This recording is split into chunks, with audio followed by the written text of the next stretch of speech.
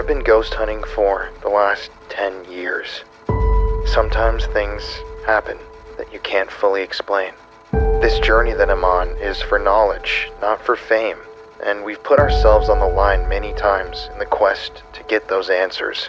I've made a lot of friends along the way, and worked with some of the world's most renowned paranormal experts, but sometimes things happen that still scare me. I didn't realize what was going to happen that night. I didn't fully understand what we were dealing with, but it turns out it was darker and more powerful than we could have imagined. And it still scares me. I'd like to welcome you all officially to the West Virginia State Penitentiary. So this is where the electric chair would have been? Yes. He partially castrated himself in there. His head exploded like a pumpkin. That's a good start for your night there. That was the room that was known more infamously as the Sugar Shack. They take his severed head, set it up in the window. Tonight on the Paranormal Files, we're at one of the most violent places in America. This is a historic prison with an extremely bloody past. Are you in front of us? We'd love to have you come and talk to us. Oh, look at it. It's like it's climbing the fence. Oh, I feel like cold, dude. Locked. Oh. All right, down to the hole. Let's do it.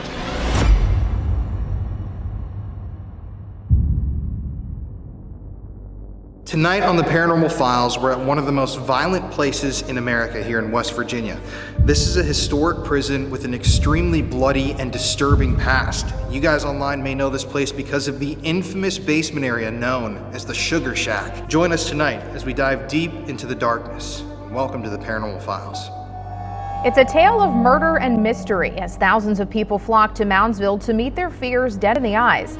Nestled behind ancient burial grounds and where near 1,000 deaths occurred, they begged to please don't let me die in here. The place is haunted, I'll tell you that. The West Virginia Penitentiary in Moundsville is one of those places that I've been dying to visit, no pun intended, my entire life. I mean, not only is the location absolutely massive, but the history there is unbelievably interesting and compelling. You had tons of executions there. Death row was there, the death house, the death chambers were actually on those grounds. That's where they killed people, the government. You had inmates murdering other inmates, as you're about to learn about, in horrific ways, savage ways. You had massive prison riots that even took lives. Prison riots where people were cutting other inmates' heads off, putting them on spikes and setting them up against the windows to show the world.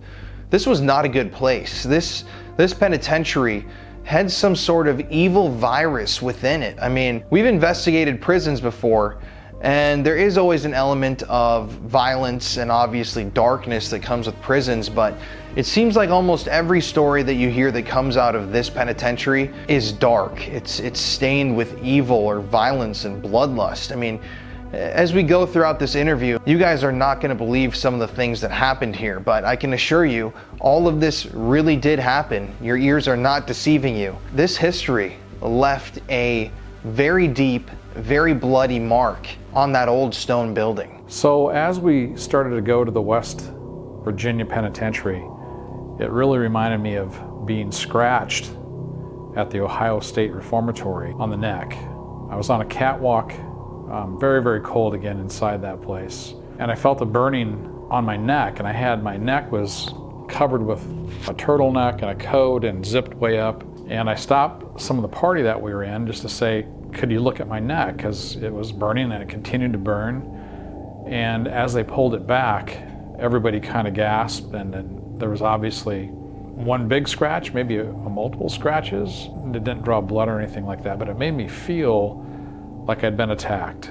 It gave me that vibe again going into the West Virginia Penitentiary that, man, am I gonna get scratched again? Or is there gonna be an entity like that is a bit violent because of the conditions there, obviously? But that's what it really reminded me of, is being scratched at the Ohio State Reformatory and that burning sensation, if I was gonna feel that again. And I had some anxiety about that going into the prison. So when we headed to the prison that evening, we were excited to get a history lesson. Obviously, I love history. That's why these videos are so long, and we always give you guys thorough history on the places that we investigate.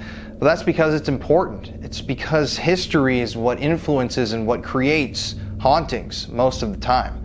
So if you don't know the true history of a location, you can't really investigate. We always like to learn as much as we can about the place before we dive in, so we can try to assess who we're talking to and come up with a plan on how to attack the investigation. But like I said, the history always comes first, so let's cut to us getting our historical tour now. Buckle in, this is a bloody, disturbing ride.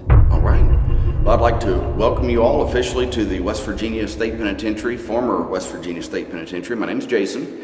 The prison here, this was open 129 years. This was a maximum security state prison for West Virginia from 1866 to March 27th of 1995. Only been closed about 27 years. When it closed, this was still home to 652 of what was considered the most violent men in the state. To give you a better idea, about a third of these guys had some kind of life sentence. Now, most people nowadays, they tend to believe a dangerous, a bad prison to be a place like Alcatraz. You know, it's a household name, everyone's heard of it. Well, Alcatraz was a federal maximum security prison, but it was only open for 36 years, and during that time, they only had 28 documented deaths of their inmates. Now, just during the last 75 years of the operation here in Moundsville, there were 998 documented deaths. 94 of those are attributed to state-sanctioned executions. Prior to 1965, West Virginia had the death penalty in effect. There were 85 hangings and 9 electrocutions on his property. You may have noticed in our lobby, Old Sparky is the electric chair that was used on those 9 men. Of course, hundreds of natural deaths over the years. Back in the 20s and 30s, the prison was at peak overcrowding. They had almost 3,000 men living in here, and it was only built for 800. So tuberculosis, diphtheria, influenza, smallpox spread like wildfire and killed many of these guys. There were about 36 documented murders and about 45 documented suicides during that time. And again, a lot of that's up for debate. I could go into that for a little bit, but I think, we'll just say my personal opinion, I think there were more murders than were actually documented. Our list of those deaths, many of those men, their cause of death is not listed, so it's up for interpretation. But so Alcatraz did have some hardcore men there, yes. They had it easy compared to what these guys had here in Moundsville. But back in 1995, when the penitentiary closed, most of the guys here lived on this side of the prison. This is the new south end of the penitentiary. And most of these guys, about 600 of them, are known as mainline, general population inmates. They're your run-of-the-mill convict. People like murderers, car thieves, burglars, drug runners, bank robbers, kidnappers. And they lived in Newall, down below y'all, down the hall. And that'll be our final stop here a little bit later on the guided tour. But if those guys had trouble adjusting to prison life or coexisting with staff and population, they ended up in segregation, which was in a place called North Hall. That was the jail inside the prison. Inmates in North Hall were basically in there for punishment and disciplinary reasons. They're locked down 22 and a half hours every day. So they much prefer to be over here in Newall or mainline population. So. And again, this is the new side of the prison. We'll spend most of the time here on this guided tour over on the north end. That's the Civil War era side of the prison that was built by the first convicts to arrive here. From 1866 to 1899, they built the place that ironically would incarcerate them. And like I said, they built it for 800. They ended up with over 2,700. When you see these cells here in a little bit, they're 5 foot by 7 foot. For many years, there were 3 men living in each one. It wasn't a long-term plan. So if you take the wall directly behind me and stretch it south, this side was built by contractors from 1929 to 1959 to alleviate that overcrowding. But we'll get ready to swing over to the north end of the prison. We'll go around the corner up here behind me, and you'll notice this gun cage.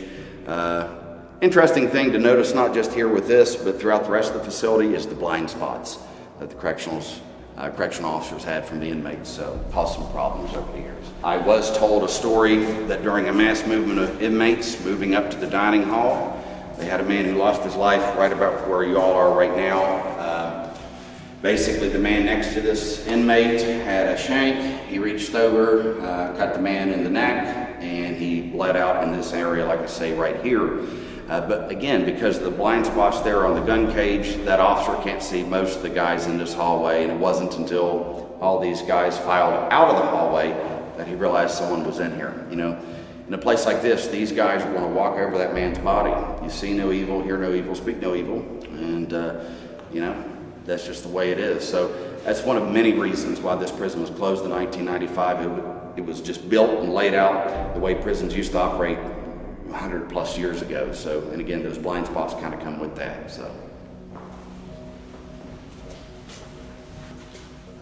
Now, just to kind of use your imagination a little bit here, imagine, you know, you see this long hallway, but imagine all of this first floor area and about 200 feet north is wide open, and the ceiling was about 1 floor higher. There used to be a cell block right here, what we call the original South Hall cell block. This was a 4-tier high cell block of 240 stone cells, and they were 4 foot by 7 foot, so very small. This is also where death row cells would have been located prior to 1965, of course, and the abolition of the death penalty here. Problem was, 1968, there were 2 riots here the same year, one in February, one later in June. Later in 1968, West Virginia tore this cell block out. They installed a new 2nd floor, where we'll be here a little bit later, that became medical unit. Lower level here was converted into a dining hall. This was all wide open again, and they could feed about 300 guys in here at a time. Now, this dining hall and its kitchen was infested with prison rats. They're healthy meat eaters. They look more like small possums and little dogs. They would jump on these tables, run across inmate trays. Inmates that cooked the food were never given hairnets or gloves, so these men are complaining of finding fingernails, hair, dead skin, God knows what was in their food. I've heard stories of cockroaches in the mashed potatoes. In the back of the old kitchen, near there, they had an old open sewer. Due to the ancient plumbing here, a lot of days that sewer would back up into the floor of the kitchen. The ceiling of this dining hall was drop ceiling, and it was infested with mice. When they die, flies come in, and again, I've heard many stories over the years of how gradually, over time, maggots would fall from the drop tile and land in their pork chops, tomato soup, whatever. You know, it's hard to imagine all those things in totality, right? It's not hard to imagine a number of violent riots in the prison's history because of these problems and conditions, even by prison standards. Where you're standing right now in the entrance of this former dining hall is where the last and the most violent riot in West Virginia state history kicked off. It's more infamously known as the New Year's Day riot of 1986, and it started right in here. It lasted 52 hours, 16 hostages were taken, 3 inmates who were considered snitches were brutally murdered, and about 200 inmates had control of most of this prison during that time. Issue is, for many years at that point, they had been promised change by West Virginia with little to no action. So they came up with a list of demands, mostly of improvements, 15 demands. Governor at the time was a man named Arch Moore. It took a little over 24 hours for Governor Moore to arrive here to negotiate, but once he did arrive, and after a few hours back and forth with Governor Moore and the inmate negotiators, their leaders, they agreed on at least one demand. The inmates wanted a new dining hall that would replace this old filthy one. A dining hall that certainly would be cleaner, have AC and heat, and better food quality. That brought the riot to an end. It cost the state taxpayers over $3 million, and the new dining hall opened in March of 1987. And we'll be in there in just a moment. But when that opened is when they took what used to be this big open room, this dining hall, formerly, and turned it into this hallway and a couple smaller rooms behind me.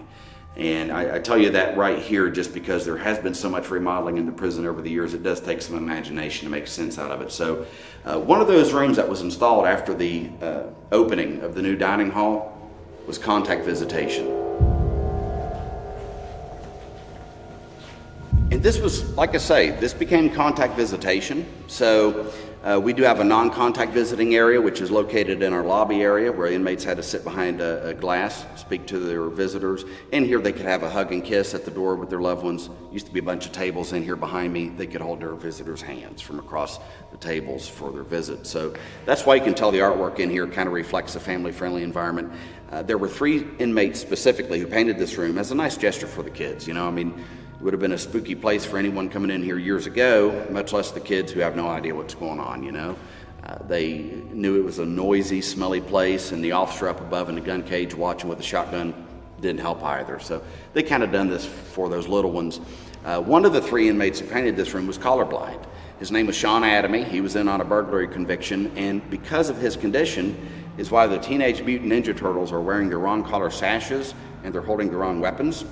If I'm not mistaken, I think Raphael should be Michelangelo, Leonardo Raphael, I'm not sure, but you get the idea. So, and when the prison was open, The display in the corner is paper mache that was made by an inmate.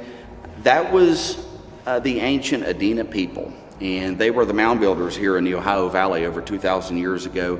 You may have noticed when you pulled up the mound right across from the prison. That's the Grave Creek Mound, and it's the largest conical shape Native American burial mound in North America, about 62 feet tall. But remnants of this former dining hall is still left behind. Interestingly enough, over here on the wall you'll see there is a window, and that window would have been the pill window, where inmates would receive their medicine that had to be taken with food.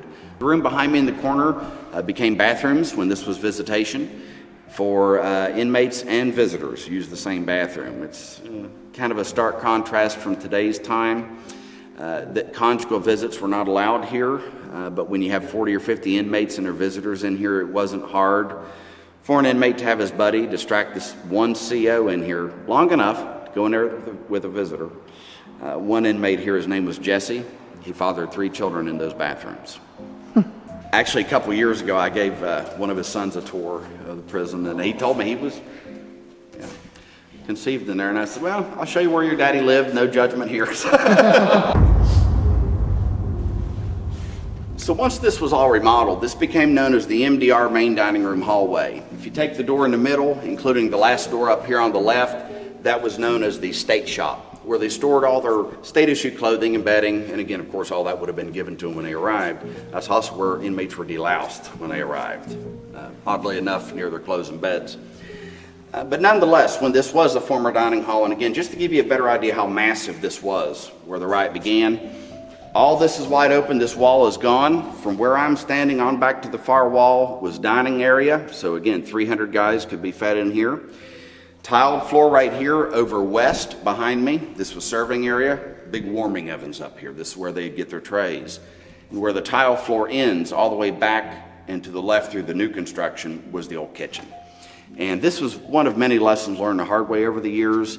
It's not just easier, but it's much safer to feed inmates in smaller groups. So you'll notice here in a moment the new dining hall was built smaller by design to feed about 120 inmates every half hour. Many of us who work here nowadays, we prefer to call this hallway the Shadow Man hallway. Anyone who's seen the penitentiary on any of the YouTube or TV shows, you may recognize this hallway.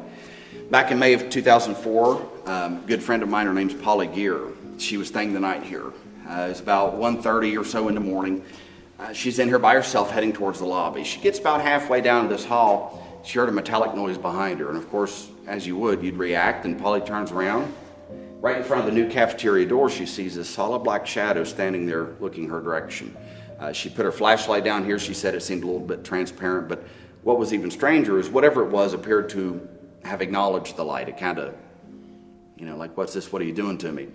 Well, she had a Sunny Mavica with her. She's walking backwards. She raised it. It was a little bit sideways, but she took one photo and thankfully captured the shadow we call the Shadow Man.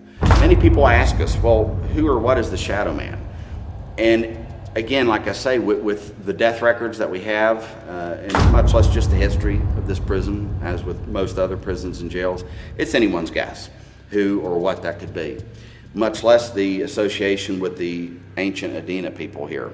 The Grave Creek Mound across from the penitentiary was basically for the spiritual leaders of that tribe. So for their spiritual leaders to be right there, it's conceivable to believe that where we are now, where the prison was built, there's some ancient graves. So who knows, it could even be some Native American energy and spirits here as well. So again, it's just, no pun intended, but a shot in the dark to try and say who or what that Shadow Man was. But that was right here at that door. Wow. Shadow Man's hallway. Now, as the inmates came into the new dining hall here, they would form a little pill line here, of course, if need be. In this room, you'd have a nurse and an officer with a 12-gauge shotgun. Out here, you have an officer with a radio who's going to help that nurse watch the dispensing of the medication, make sure these guys are swallowing it. A lot of times, they kind of feign that, and it's under their tongue. They call it pocketing or cheeking. These men were required to shave each day, so they were provided state-issued little flimsy razor blades.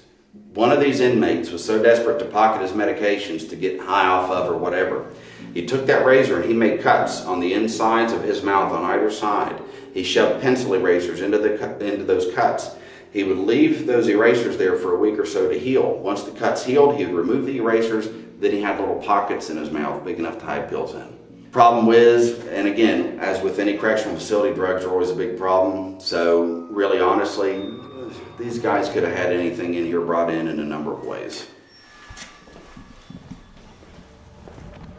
And as the inmates entered the dining hall, they'd receive a fork and spoon, actual silverware. Then they split off onto either one of the chow lines behind me. The one on the left is your regular run-of-the-mill chow line.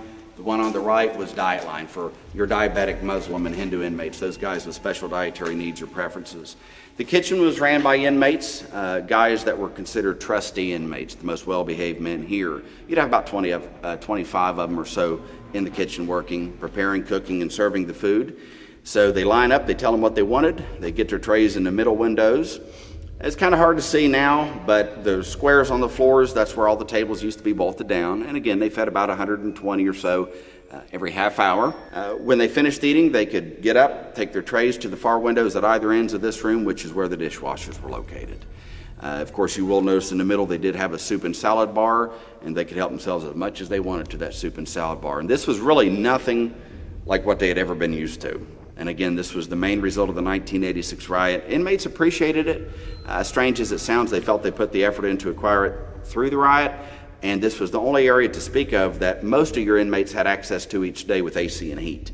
That was another reason, again, the prison was closed, lack of adequate AC and heat. In the winter, the housing units could be in the 40s, maybe 50 on a good day. In the summer, the hottest recorded temperature was taken on the 4th tier of a cell block in July, and it was 130 degrees.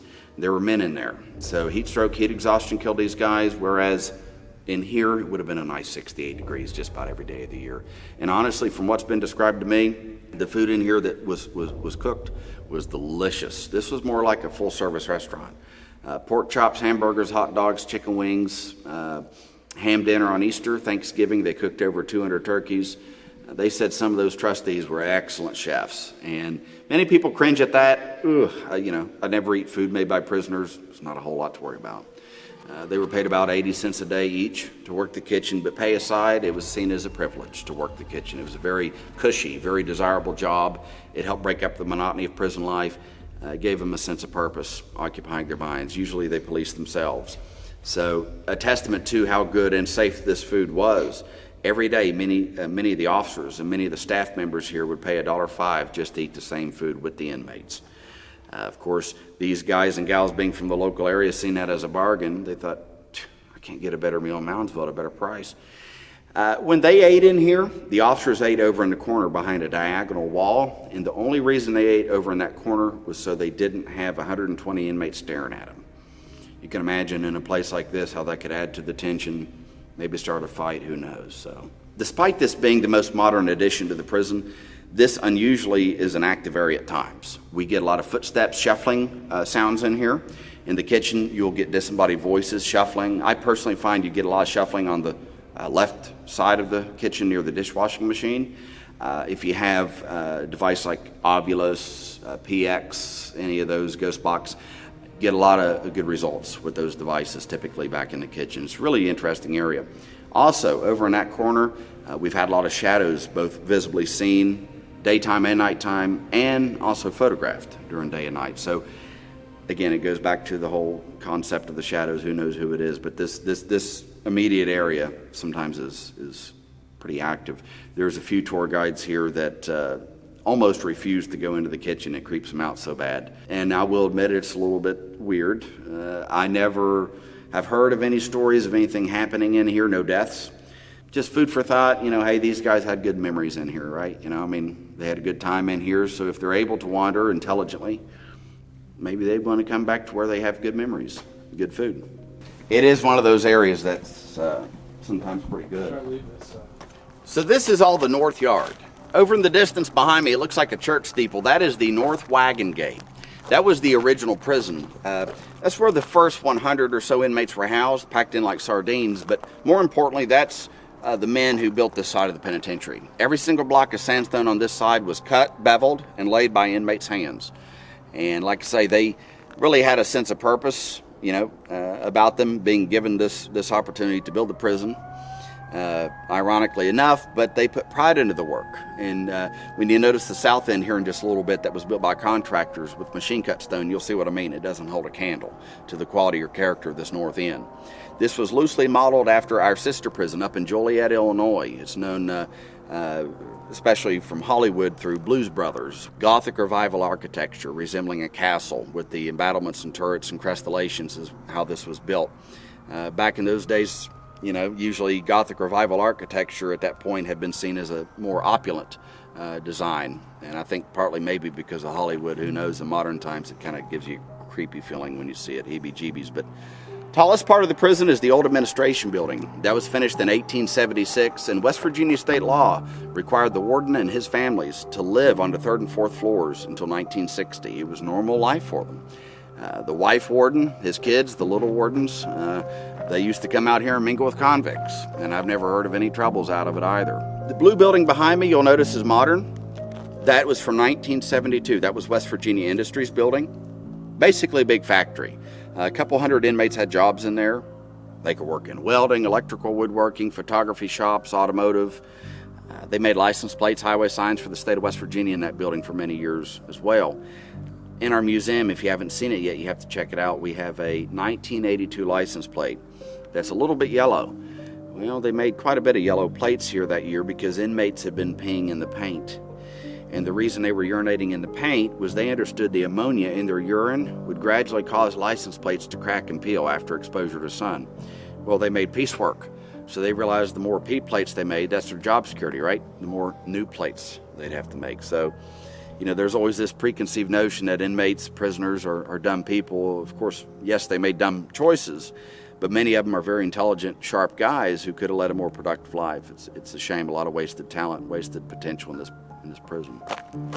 Nowadays, we have everything in there from birthday parties to weddings. And it's kind of strange. Usually every year we have 1 or 2 couples that gets married in prison, but really, I think they realize that what better place are they going to receive their life sentence? Ball and chain and all that. You'll notice the base of the walls, the base of just about everything is painted white. It wasn't always like that, but back in 1980, these convicts started wearing khaki uniforms and they became invisible against the walls. See, they knew all too well escapes here have been a big problem. Matter of fact, in 129 years of operation, there were a little over 500 escapes from this prison. It's embarrassing to admit, but the only bright side is they got them all back to the 2. You know, these guys have nothing but time to plan for something like that. Many of them literally had nothing to lose by trying, so why not? Numerous tunnel escapes over the years. Numerous times guys would steal a truck and try and crash out of a gate. One inmate escaped in the back of a cement mixer in the drum. The walls are approximately 26 feet high. These guys would climb them and scale them. They'd make homemade ropes out of bed sheets and uniforms tied together, homemade grappling hooks. It's crazy. This side of Moundsville, this residential area, grew up around the prison walls, and as weird as that looks, even in the event of a mass escape, those people are the safest people in the region. Because think about it, the escapees aren't going to hang out next door, at least not for long. They're going to gain ground as fast as they can into the mountains or by crossing the river into Ohio. So I've heard stories from people who lived here their whole life. In the summer, on a nice day, the neighborhood kids could be riding their bicycles around the prison and to witness an inmate jump or fall off the wall in front of them and take off running. People in Moundsville just never really worried about it, never thought about it. Coordinating the search for the fugitives involving all local and state police departments. Roadblocks were set up at every major artery in and around the Moundsville area. Hello. Hi. Can you look at your vehicle there, man, please? Traffic was backed up for several miles for several hours as authorities combed the area without success, looking for 33-year-old David Williams, 5'9", 180 pounds, from Grant County, 34-year-old Fred Hamilton from Kanawha County, as well as 49-year-old Tommy Mullahan. They are considered dangerous. Any inmate that escapes should be considered dangerous. They haven't shown, since they've been incarcerated, any inclination to be dangerous, but that doesn't mean that they shouldn't be considered. Any inmate that escapes should be considered dangerous. The inmates escaped by tunneling from the greenhouse area inside the pen under the east wall and came up on the back side of the pen outside the wall. It's taken a considerable amount of time to dig this tunnel. It wasn't done, I don't believe, today. The hole, about 1.5 feet in diameter, was discovered by a Moundsville resident. Prison clothing and a ladder were inside the hole. The resident alerted authorities, and when an emergency check was taken, the 3 inmates who had escaped before were on the loose again. Now on your left-hand side, you see these fences. We call these bullpens. Now imagine these gone, and in the same spot, a 2-story white building. Now, that was the death house. That was built here in 1899. That's where all those state-sanctioned executions were performed. Kind of a bizarre thing to know about that is until June of 1931, you could have came here on the day of a hanging. You could bring your kids, bring a picnic basket. You'd be charged no more than $2 at the wagon gate, and you could watch them execute a man with your family. And again, back when the world was a different place, but the Moundsville newspaper would literally advertise these hangings, and it would read exactly like this. Pack a picnic, bring your family down to the state penitentiary, and enjoy a nice hanging. They done that till June of 1931. They executed a man who's Frank Heyer. Frank had beat his wife to death with a baseball bat. He was 5'8" and weighed over 350 pounds. Now, when an inmate is hanged, if it's done correctly, the rope is measured on a calculation of height and weight. Frank's rope was too long. Drop doors open, he instantly decapitated, and his head landed in front of a group of people that had paid $2 to be there. And they got their money's worth that day, but again, another lesson learned the hard way. After that, executions were invitation only, usually for the inmate and victim's family and 3 or 4 members of the media. 1965, when that year, there was talks about, for quite a while at that point in 1965, of doing away with the death penalty, and finally West Virginia decided to do away with it, and there's been talk again about reinstating it, but it's been nothing but talk. So they no longer had a purpose for the death house. 1967, it was torn out by Warden Bowles. The bullpens we have here right now, these were the recreation yards for North Hall. And again, those were the guys who were locked down 22 and a half hours every day. And I'll tell you a little more about that here in just a second, but there's something right next door to the wagon gate I'd like for you to get a chance to see first. So this is where the electric chair would have been too? Yes. Would have been right in here.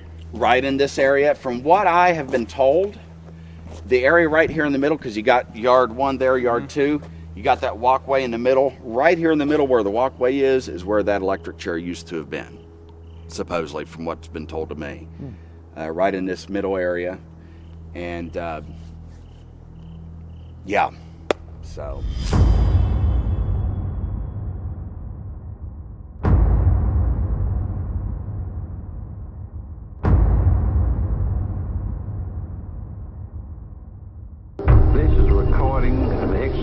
Of Ivan Ray Stanley, EF 103603, July the 12th, 1984. The execution team is now in the process of escorting the condemned into the execution chamber.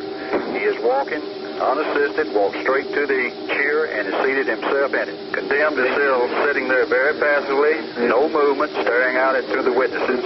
The wires have been attached and secured to the headset and to the leg band. The perspiration has been wiped again from the condemned's forehead, and the hood is being placed on at this time. On my count of 3, press your button. 1, 3.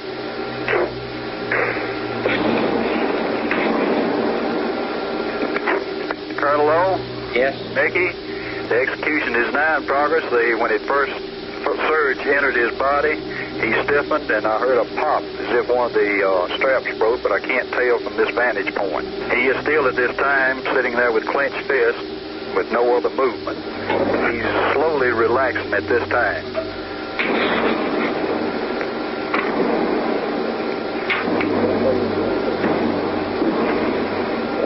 The first phase of the execution is completed. We are now into the second phase. The second phase is completed at this time. We are now into the third and final stage.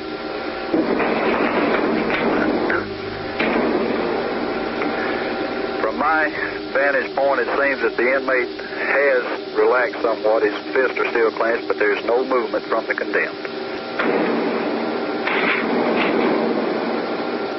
There's still no movement from the individual. He's still just sitting there. The examination is completed.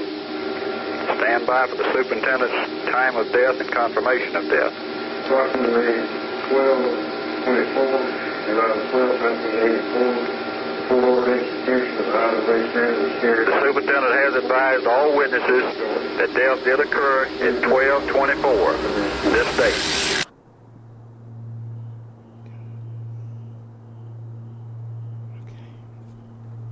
By the way, you know, we get a lot of activity on the yards too. Yeah. And naturally, people usually neglect to spend a lot of time on the yards. You know, you want to be inside, which I understand. But honestly, even when the prison was open, there were stories of officers up in the tower seeing shadows move around on the yard in the middle of the night, and it would freak them out so bad sometimes they sent them home. But, you know, the stories of this place being haunted, it's not just bolstered by, you know, the Hollywood shows and stuff that's been here and YouTube and stuff. I mean, this place has had some weird stories for decades and decades from, again, officers and even inmates. You'll notice that small blue building. Now, we're going to use our imagination real quick. Imagine that as a two-story brick building, because for many years, at least until 1947, there would have been about 100 female inmates living over there, because until 1947, the prison was co-ed. One of those women, in my opinion, was arguably the most infamous inmate ever in here. Her name was Kathleen Maddox, and you may not recognize her name, but you've probably heard of her son, Charles Manson. Charles Manson's mother, Kathleen, and his uncle Luther Maddox were both in here for a few years for armed robbery, because back in the 30s, they robbed a gas station in Charleston, West Virginia with a broken ketchup bottle. Now, at the time that they're incarcerated here, Charlie's a young man, about 6-7 years of age. He's grown up with his Aunt Glenna in a little town upriver called McMecken. If you get on YouTube, there's an interview of him in San Quentin where they say, "Charlie, what about your mother?" And Charlie says, "My mother's the icebox, my mother's the penitentiary," which, in his words, is his thought association, right? When he thought of his mom, he's seen this gray stone place in his mind's eye. Still to this day, Charlie has relatives in the nearby area. So because of that, March 1983, he wrote a letter to Donald Bordenkircher, the warden here, requesting transfer from Vacaville, California to Moundsville to put him close to his relatives. We have a copy of that letter in our museum as well. Now, Bordenkircher had a reputation as being a tough guy. He's a tough warden. He talked tough. Probably the best warden they had, in my opinion. But anyhow, in true form, Bordenkircher got a big piece of paper. He wrote 4 words on it to send back to Charlie. It said, "When hell freezes over." No favors for Charlie, I guess, here in West Virginia. But the ladies were sent downstate near Virginia in 1947 to an institute for women in Pinch Springs. Interestingly enough, ever since the prison opened in 1866, the prison has never been vacant. It's never stood abandoned at any one point. It's always been used for some capacity ever since it opened its doors. 1995, in March that year, the guys left. A couple weeks after they left, the state came in. They started doing law enforcement and corrections training in here.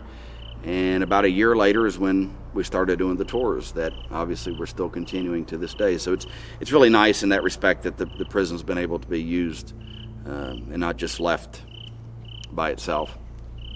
We've had a lot of visuals in here, a lot of sightings. Honestly, a lot of people have gotten some interesting photos in here of kind of like a mist-like anomaly, almost like a smoke, like something trying to form. We have had some people say they've seen literal apparitions in here. And this is an interesting area. And again, of course, you remember, I mean, even if anything, this has great potential for residual activity for as long as it was here. Again, this was the original penitentiary. This and a nearby wooden stockade. This was it. And I've even been told that for some time they had war criminals from the Civil War housed in here. And a lot of history, a lot of time, a lot of people that came through here. And even in modern times, when they brought the prison buses in, bringing the guys in for intake, they came in through here. Now, I can tell you that in modern times, the second floor was used for storage, as it had been at that point for a little while. But upstairs is where they would have stored the inmate-made pine box coffins, basically, that were used for the bodies of unclaimed inmates. If an inmate passed, he's not claimed by friends or family otherwise, they'd put him in that pine box coffin. It had like a black lining in it, nothing too special. They'd drive him out 4th Street to what is basically a pauper's field, the state prison cemetery that's known as White Gate Cemetery. So I've heard stories from men and women who worked here, and they said that, when they came in to clock in on their shift driving through the wagon gate, they'd sometimes pass and see some of those coffins lined up against the wall, and how creepy that was for them. So these bullpens over here, like I say, these were the recreation yards for North Hall, and those were the men that were not just the most violent inmates here in Moundsville, but all of West Virginia's prison system. These guys are locked down 22 and a half hours a day in a 5-foot by 7-foot cell. These cells are 7 feet tall. They're made of battleship steel type material. Breakfast, lunch, and dinner is fed to them on plasticware inside their cells. The only time these men would leave North Hall, they'd be strip searched, escorted out, usually 1 to 2 at a time, until you have no more than a handful. 4 to 5 here, 4 to 5 in the bullpen next door. They spend 1 hour out here on the days they come out. They go back in, they're given a second strip search, they're given a shower about 10 minutes and taken back to their cell for the next 22 and a half hours. Now the guys up here called this the Alamo. They said it was their last stand. It was a kill or be killed type of environment. This was hell on earth. Many of the guys in here knew they would never leave prison. They felt they had nothing to live for any longer, so it made them more careless and extremely dangerous. The razor wire up top is a testament to that. Despite how shiny it is tonight, it looks like we put it up last week. That is from 1987. That is stainless steel, military-grade concertina wire, very much like what's used in combat. It's designed to bleed you out. Every inch of it is razor. The butterfly-shaped meat hooks on it are designed to embed inside of muscle fibers. That is nasty stuff. From what's been told to me, that wire was manufactured by Gillette Razor Company. It doesn't surprise me, though, because you take a look at it. It's the best a man can get. It's not half bad. I got a lot of weird jokes. No, I got it. I thought you were about to be really serious, and that's really good, man. And I'll be honest, even out here, this is active. I mean, I've been out here even in the broad daylight before, and it'll be totally calm like it is now. And I've heard, like someone's out here, like just, you know, and you'll hear that sometimes. And I like to say, I've experienced that in broad daylight. So this is, again, a lot of history here. And you remember the death house too, so.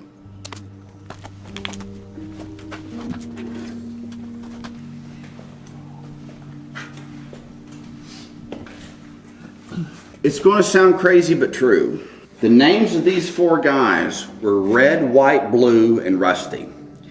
And you'll notice they're separated from the rest of North Hall by this mesh partition behind me. And keep in mind, every single inmate in North Hall, all these 160 cells, housed the most violent, incorrigible inmates in West Virginia. Now, these 4 guys couldn't even be housed with them. They were the 4 highest ranking members of the Aryan Brotherhood in here when the prison closed, the AB, who controlled this place after the '86 riot. The AB operates like organized crime inside these places. They kill anyone that gets in their way. The doorway of the cell you're standing in was the leader of the gang here, William Snyder, who everyone called Red. He shot his father and the father of his sister's boyfriend in the face with a high-caliber hunting rifle. He got here and wanted to be king of the hill, I guess.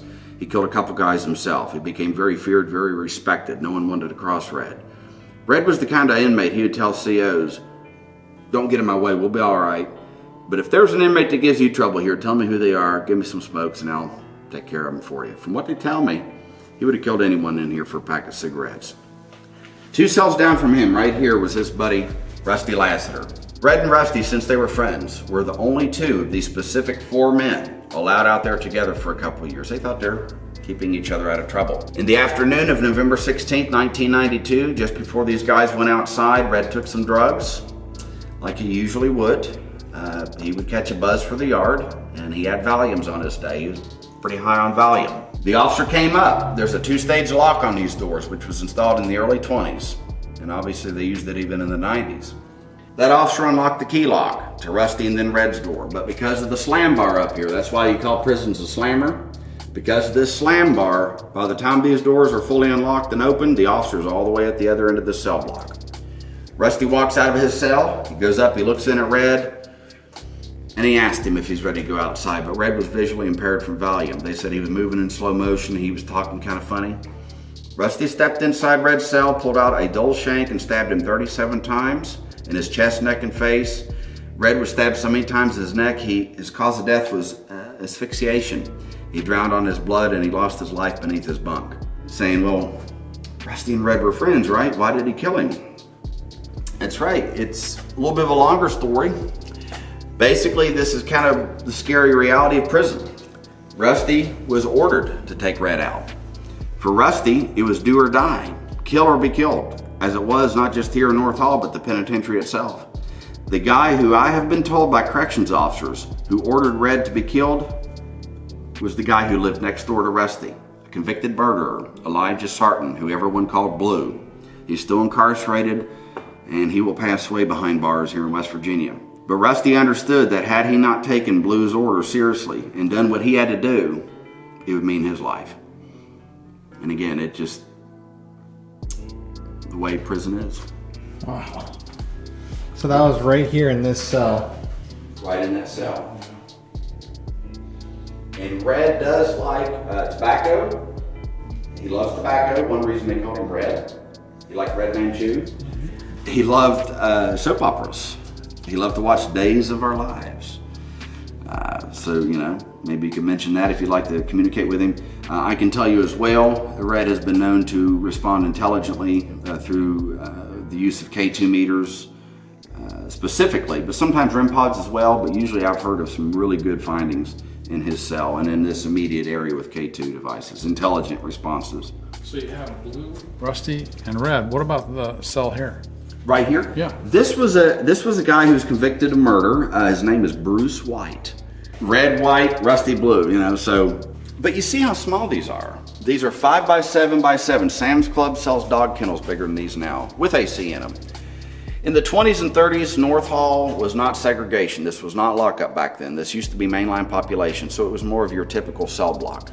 Problem was, this was back when the prison was at peak overcrowding of over 2,700 inmates, and every one of these cells used to have 3 men living in each one. In those days, there would have been 2 bunks, and then the third man slept on a little mattress on the floor. It's unimaginable. It's crazy. After the '86 riot is really when this became full-time lockup in more modern times. That's when 1 man was kept per cell, 22 and a half hours every day. The bean hole at the bottom of these doors is where they were fed and given medications. That was an extremely dangerous part of the officer's job. I can tell you that in 1995, when these men and women came up on the range to feed them for whatever reason, they're wearing riot gear. They look like a SWAT officer. They had a helmet with a face shield down below the chin, a 50-pound lead flak vest, shoulder, elbow, and knee pads, and they're paced along in the gun walk by an officer with a 12-gauge shotgun. Assaults happen every day in here, some days every shift, every 8-hour shift, usually during these times. They had to be careful so as to not get their hand too close to the bean hole when the inmate's receiving the tray. Otherwise, the inmate could pull your arm in there, do something to your arm. Some of these guys were inmate janitors. They were known as hall boys. They would stock up on broomsticks and mop handles and turn them into a spear. A corrections officer was giving a man his medicine one day. He had his face too close to the door. The inmate had a broomstick, ran it in his face. It knocked the CO's front teeth out. That's one reason why the steel mesh was put up, and it would also catch large chunks of feces.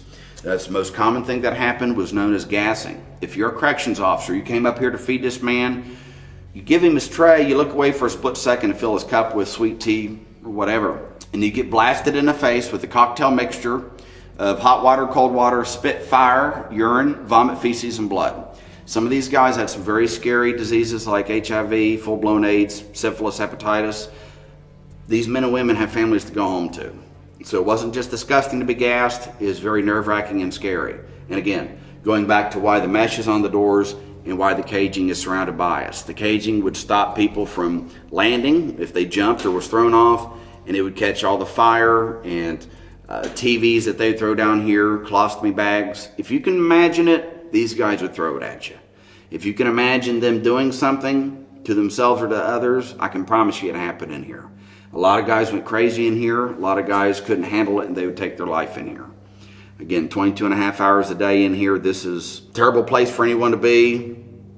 A very stressful, extremely difficult environment for officers to try and control. The plumbing in here was nightmarish at best.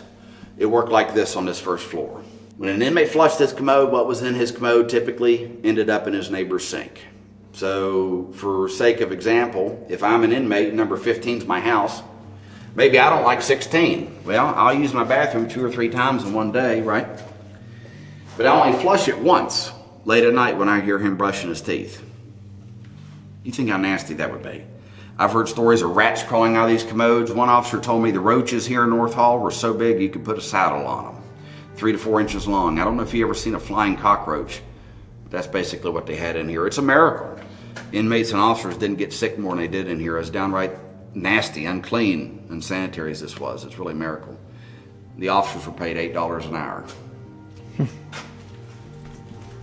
Yeah, these guys, of course, the whole prison was classified as maximum, but exactly. Yeah, these guys were, after the abolition of the death penalty here in West Virginia, post 1965, this was the end of the line in corrections. I always kind of jokingly say, you could be Satan yourself in theory, and they couldn't do anything more to you than what they could do to you here in North Hall. Nowadays, they would probably call this the SHU, Security Housing Unit, sometimes known as the RHU, Restricted Housing Unit. It's very similar to solitary, with the exception that they do get to leave their cell, usually about an hour and a half every day. Artwork in the cells, you will notice a lot of artwork. It's all original from the inmates, at least 99% of it. Look at this, Leonard Skinner. Wow. That is from him. That was a guy named Danny. He went by Scrappy here in prison. He was 19 when he got here. That was 1987. He had 11 years for attempted murder, and he lives in Moundsville now. But good taste in music, a lot of classic rock, country music. You got Leonard Skinner, Hank Williams, David Allan Coe, Guns N' Roses. Matter of fact, his cell was featured on a Stephen King inspired show on Hulu a few years back called Castle Rock. I watched that show. Yes. Really? So this cell was in the show? This was it. So you remember when they brought Bill out of the hole and they put him in the cell with the guy covered in tattoos? Yes. No way. That was it. Now you will notice a line that runs down this panel. This is evidence of scoring, and this is one of several methods how they can make particularly their still weapons, known as shanks or shivs. Those two words for the same thing. And basically, the inmate would have done this with either their razor blade or with dental floss with toothpaste on it, or dental floss with Comet, some type of an abrasive nonetheless. And with all the time they had on their hands, they just sit in here and, right, until that's eventually thin enough they can snap that off by hand and take that. Yes. A click or something up above us. Is there somebody up there?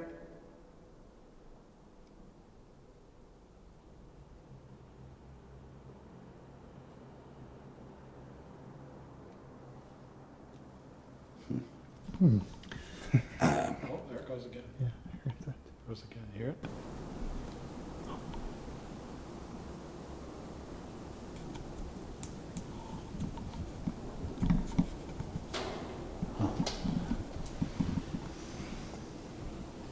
Seems like someone's listening to us. But, right, yeah, I mean, once they snap this off, they sharpen it on the floor, and you'll see the grooves in the concretes where they sharpen shanks. They used to find these things every single day in the prison to give you a better idea. Occasionally, we still find shanks in the prison. The top left corner of Scrappy's door panel there, you'll notice it's from the top of the panel, at least, down to my pinky. You'll see how that's not flush, how it's missing. It's what it looks like once it's been removed. And, of course, I mean, again, they also had nothing but time to figure how am I going to hide this, I mean, whether it is in their cell or on their person walking through the institution. And again, these guys could even put razor blades under their tongue. They could put hacksaw blades under their belt, in their boots. They could hide shanks in their boots, depending on their build, in certain areas under their armpits, things like that. They'd obviously slip it into body cavities, which is known as keystring. We've been out I always like to kind of provide an example. We've been out here for, 45 minutes to an hour. You probably wouldn't imagine if I was an inmate that I had something on me, but just to show you how easy, I've been carrying this around, and that's how quickly I could pull that out. This is an actual shank from the penitentiary. I don't know exactly where it came from, who made it, but this is from here. It's given to me by a corrections officer. And again, you see how thick that is, how nasty that is. It's missing the handle, but just that easy, I could have that in my back waistband and just put my shirt over it, and no one would know. So, just so you know, I have a 9mm right here. Hey, there you go. that beats the heck out of what I got. But I'm just worried he's gonna shank us. I know. I'm like, is this the point where no, he disappears? He's been a ghost the whole time. Start hearing banjo music. But yeah, so when you see the wall of shanks and stuff in the museum, it gives you a little better idea how they can make a weapon out of anything. These guys could take their plasticware, file it down like a needle, stab you in the neck. They could take a stack of 2 or 3 plastic spoons, melt it down, sharpen it, wrap a piece of underwear around it, got a handle, because they were allowed tobacco, so they could smoke in here. They had matchbooks. And of course, they'd set fires too. But like I say, anything could be made into a weapon in a place like this. It's really crazy. But North Hall, just in the last 15 years of the operation, there were 7 murders just in North Hall from 1980 to 1995. 7? Wow. Yeah, 7. How did these murders typically happen? Were they just like shankings? Yes, typically. The last murder that occurred here happened behind me here in the day room. That was the murder of an inmate who many people have never heard his story. He was a man named Robert Quimby. January 1995, Robert Quimby, he was coming in off of the yard. After his strip search, he took a shower. He gets out of the shower cage here. He goes back up to his house, which is over here on Street Side, which is A block, when he was stabbed to death. Unfortunately, I don't know a lot of details about his murder other than a little newspaper article I read on it. And earlier this year, I was fortunate enough to meet the EMT who transported him to the hospital. But the EMT, I can tell you, told me that he was laying on the inside of the door over here and covered in blood. Apparently there was a large wound here on his chest somewhere that was somewhat gaping. And he told me the blood was pulled up there. He also told me that there was some kind of white substance that was floating on the top that looked kind of frothy. He had no idea at that time what it was. Obviously, I have no idea. I don't have any medical background, nothing like that. I have heard from a nurse who I had on tour earlier this year that supposedly sometimes it can appear white if there's something contaminated in the blood. Again, that's above my pay grade. I don't have any medical knowledge, but he told me how gruesome it was. And if his blood was contaminated, it wouldn't shock me, because sometimes these guys would, before they were to stab somebody, they would rub feces on their blade, stab it into an inmate, especially if they hit you in the kidney, somewhere like that. And if it had their feces on it, would usually be deadly. It's pretty nasty stuff. It's right above us.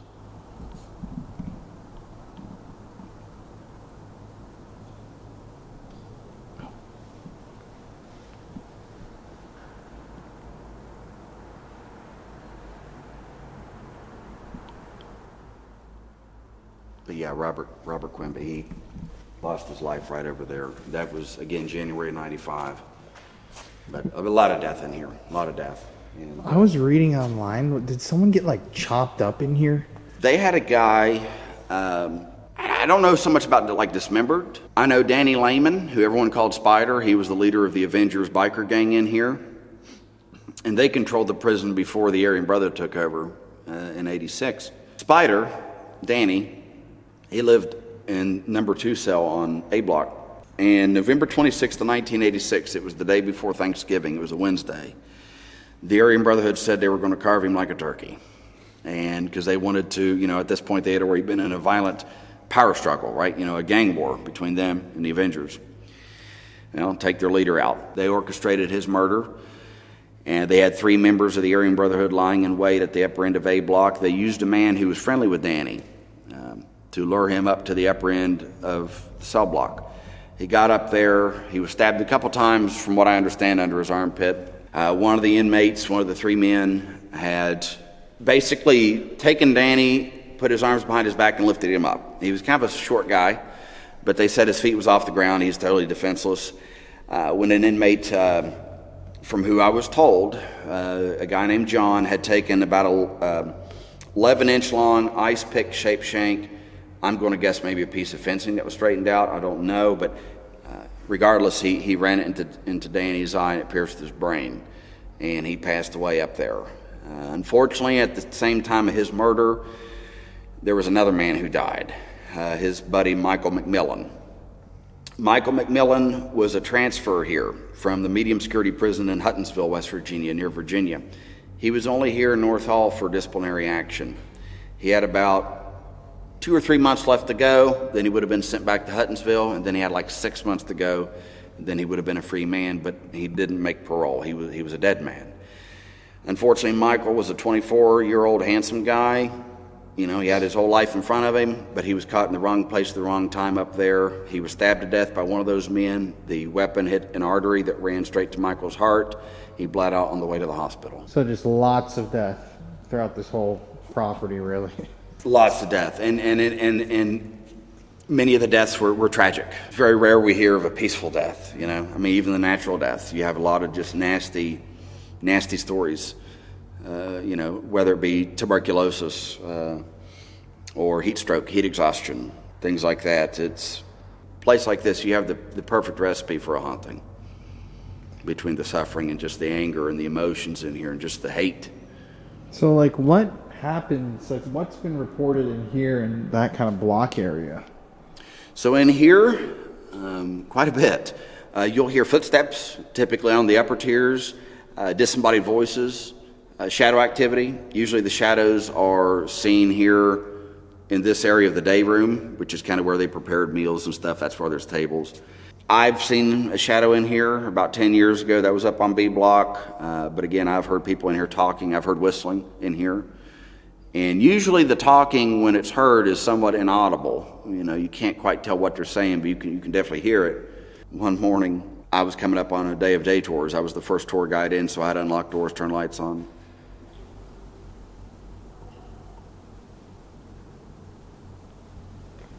Almost heard a voice.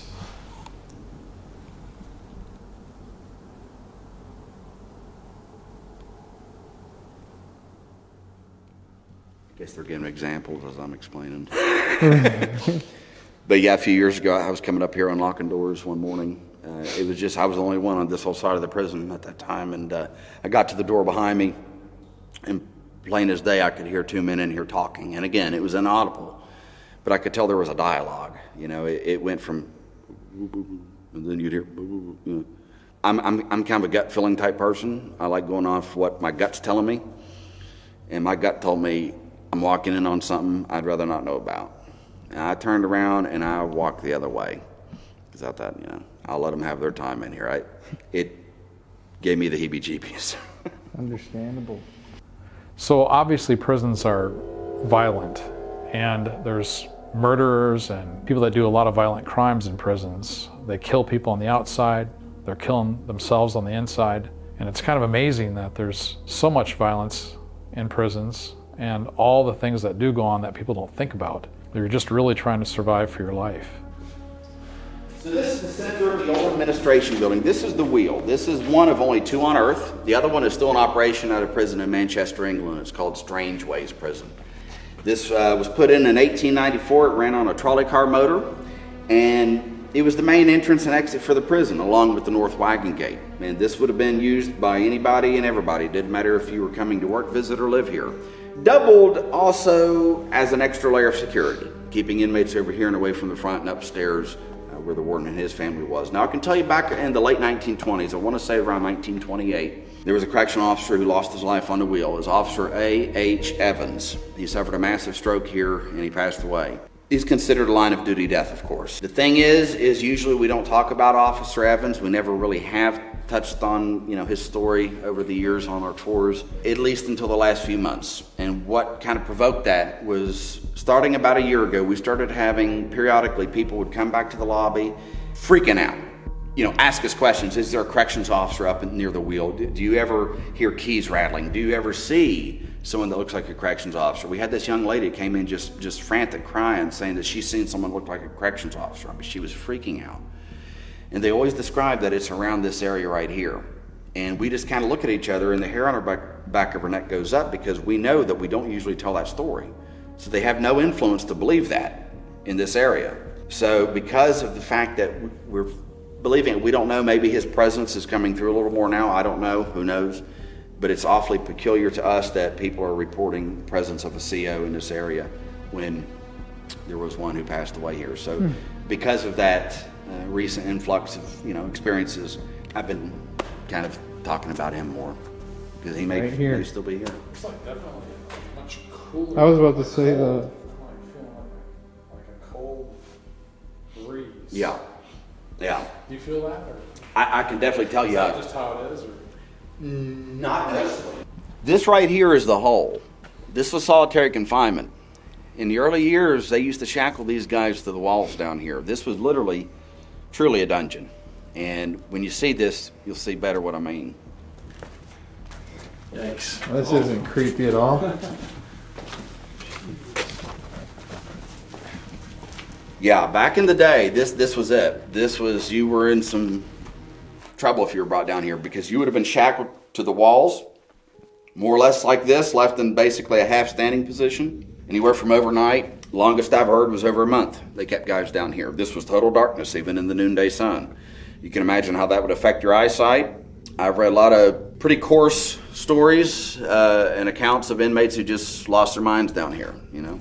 It was a dungeon. This was infested with rats, spiders, roaches. One of the old officers told me that he heard stories back in the day of, at times you couldn't take a step anywhere in here, and you'd be stepping on some kind of vermin, some kind of insect. Now, when they finished building the south end of the penitentiary in 1959, solitary was relocated, and this area was repurposed into a boiler room and a maintenance area, tool room. They had a trusty inmate who lived down here. He's a convicted rapist. His name was R.D. Wall, Robert Daniel Wall. He would cut the grass, take care of the boilers and tool room, and in return, they allowed him to live down here. His room is right behind me here. Well, the problem with R.D. was, amongst the inmate population, he was considered kind of like a warden's pet kind of guy. One of the biggest snitches here, at least. Now, if you know anything about prison, obviously you know that, whether you're considered an informant, a snitch, a rat, whether you are one or not, it's pretty bad for you. October 8th, 1979, 2 inmates, a man who used to be former lovers with R.D., Charlie Plants, and his new lover, Billy Cremines, managed to gain access into this area. They came into R.D.'s room here at the time. He was in his far back corner using the bathroom. They snuck in on him. They began to attack him in that corner. He tried to break free from them. They said he ran a few feet. He couldn't make it out of his own room. They got him back down in the middle floor where you're standing, and they murdered him. Of course, he didn't show up for morning count. So about 6:30 in the morning, COs come down here. They find R.D. laying here in the middle. They said the tips of some of his fingers were severed and his head was basically decapitated. This is a hot spot of activity. Not just in here, but this entire basement area, the hole, as we call it. A lot of battery drain is extremely common in here. Battery drain on anything, cameras, flashlights, electronics, anything. That's why I always tell people, when you come down here, even your cell phones, maybe check your battery level just to compare. When you walk out, wouldn't hurt. Physical contact is very common as well in here. We attribute that to R.D., most of it. We just think that's his way of letting you know he's here with you. Usually the guys get touched on your arm or side. Ladies usually have something around their face, neck, or have their hair played with. It's extremely common. Again, like I say, I don't know, my personal opinion, if R.D. was a snitch. If any inmate here seen this room he was living in, compare this, even though it's kind of, grungy a little bit, compare this to a 5x7 cell, this is more like a Hilton. So it could have just been, out of jealousy, or who knows. I also wonder if it was some kind of weird love triangle going on, right? Between him, Charlie, and Billy. Just another one of those scary realities of prison. People that you live with, they have nothing to lose by taking your life, doing something like that. So there were even officers who, when I mentioned earlier, seeing the shadow move around on the north yard, some of those officers kind of believed it was R.D. because they said sometimes they'd see the shadow kind of run down the steps out there coming in this direction. So, who's to say it wasn't? Definitely a spooky room. Yes. Yeah. It's weird. And thank God it's starting to get into the fall, because in the summertime there'll be about 20 bats in here. Oh. Really? Oh God, yeah. I'm glad they're not here. Yeah, I don't do bats. Favorites. Thank you. So up here, I'm going to show you all the medical unit. This was put in 1972. The original infirmary would have been in a building that sadly is no longer here, but it used to stand over on the north yard. In our museum, we actually have some pictures of the old infirmary inside of what we call the original historic district. But what you'll see up here that's still left behind is original equipment from the prison's operation. So this is the medical unit. This is the infirmary. Obviously, a lot of death up here, of course, being the hospital.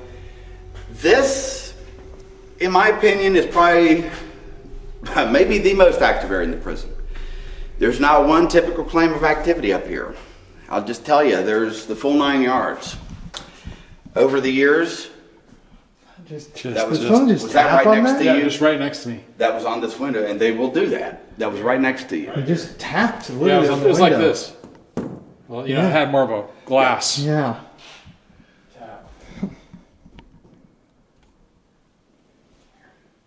Yeah, for example, like that, you'll get that. You'll get knocking, banging, footsteps. The sound of running is usually heard on the stairwells, typically the stairwell on the other end of the floor, which is the psychiatric unit. You'll get EVPs up here, disembodied voices. We've had shadows seen. Last night, me and my buddy Lori, who was working with me, we witnessed a shadow down in the psych unit peeking around the door. I personally seen it twice. That was actually this morning, about 5:30 in the morning. Physical contact.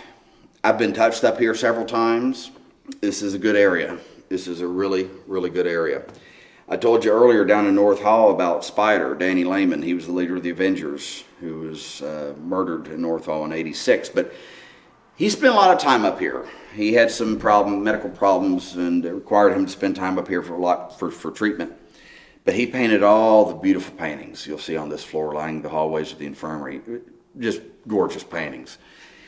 A lot of people don't know, though, that Danny had an alternative motive for painting these pictures. He had a crush on a nurse who worked up here. Her name was Terry. So not only when they gave him time to paint, he was able to do that, but it gave him more time around his favorite nurse, Terry. Well, I guess they kind of had a little fling going for a while. And it got to a point where an inmate over in mainline population, a guy named James Hall, discovered that Danny and Terry were having an affair. To whatever it was, he ratted them out. Terry lost her contract to work here at the prison. Danny was no longer allowed to come up here and paint. He was pretty PO'd. He had nothing to lose. He had 2 consecutive life sentences for armed robbery and murder convictions. A few days later, he realized James Hall was the snitch. Oh, jeez. What was that? Whoa. That was like a big, that was a big movement. See, sometimes talking about Terry gets it. Oh. Holy shit. Yeah, that just made me leap, man. That was behind me. That was like a big, I don't even know how to describe it as, like a big, like the fencing, kind of like something metal, like metallic, something. I'm sorry. No, you went over behind him. You went over behind him. Yeah, I mean, we're not behind you because you've got a shank, so you know. Yeah, that just happened. Yeah. Oh. But I definitely feel. Yeah, this is creepy in here. Yeah. It feels tonight like there's like charged, like nervous kind of feel to me. Yeah. In this particular place right here. Yeah. That's like I say, this is just an awesome area. I could spend an eternity up here just investigating. But James Hall, the guy that ratted him out, was ultimately killed by one of Danny's gang members, a guy named Freddie Hamilton, who's still incarcerated. And Danny's the one that had the thing stabbed through his eye. Exactly. And he...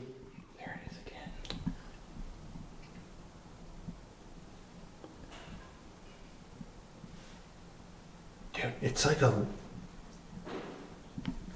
What the heck is that? Hey guys, we hear you. Do you want to come on up here and meet these guys?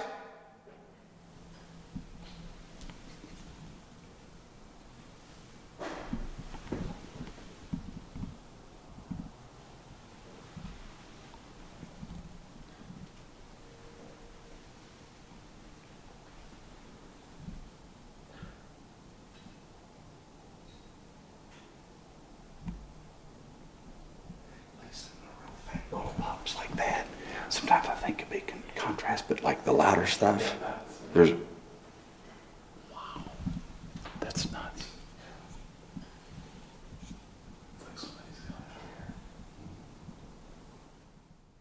You can come up the stairs if you want.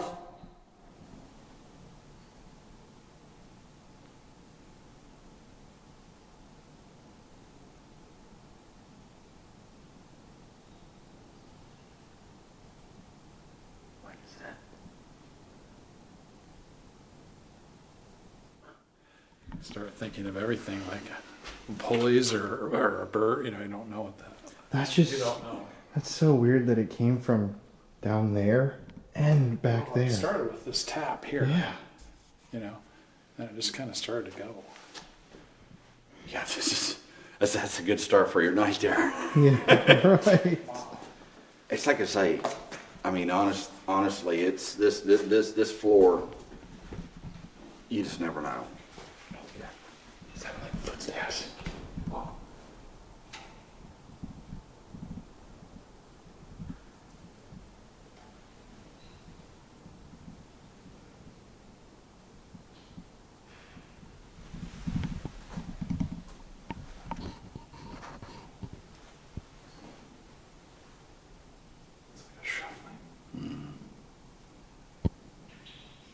What is that water?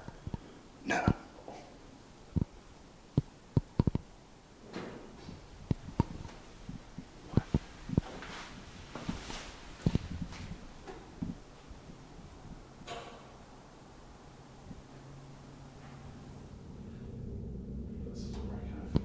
There could be a person, you know. No one gets in here. Right. Yeah, you can't really break into a prison. Well, I don't know. Well, you could. But, you know, be a great premise for a movie. It's like I say, this morning, because I was here last night, and this morning we had seen the shadow peeping around the door down here, and we had, which I have a recording of it too, downstairs, but we had a 4 very distinct footsteps that we captured on the stairs over here on the psych unit. Do you have a corners room on this floor? Corners, or is there corners? No, actually. Okay.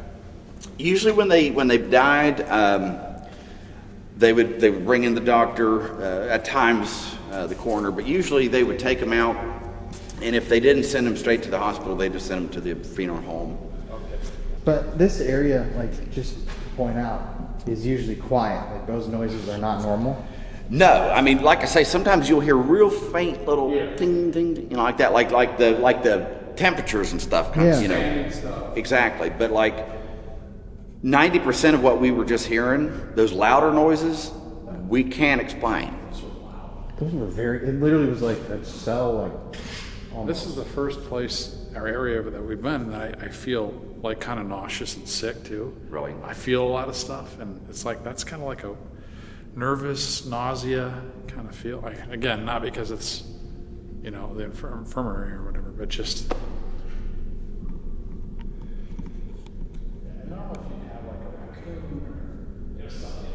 That's like I say, usually if there's activity anywhere in this place, it's up here. You know. It just goes on and on and on, too.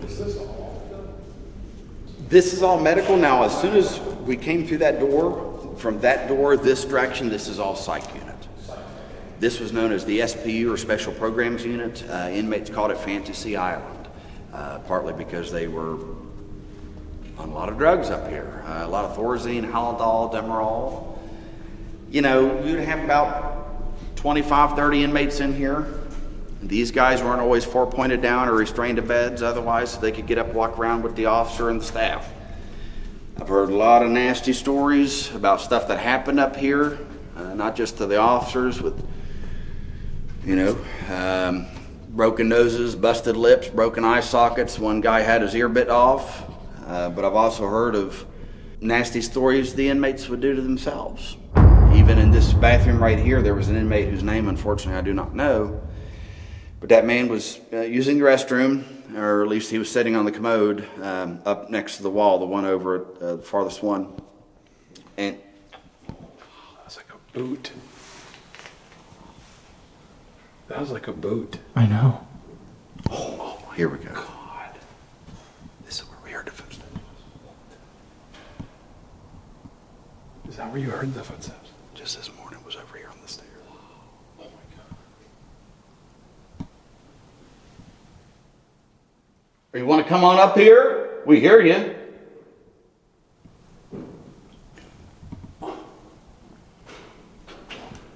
What? Did you hear that? What the fuck is that? Dude, this is the most. Like, I'm just like, Guys, we hear you. You know who I am. These guys are coming to visit with you tonight. So for once, don't be weird and stand off at a distance. Come up here and talk to him.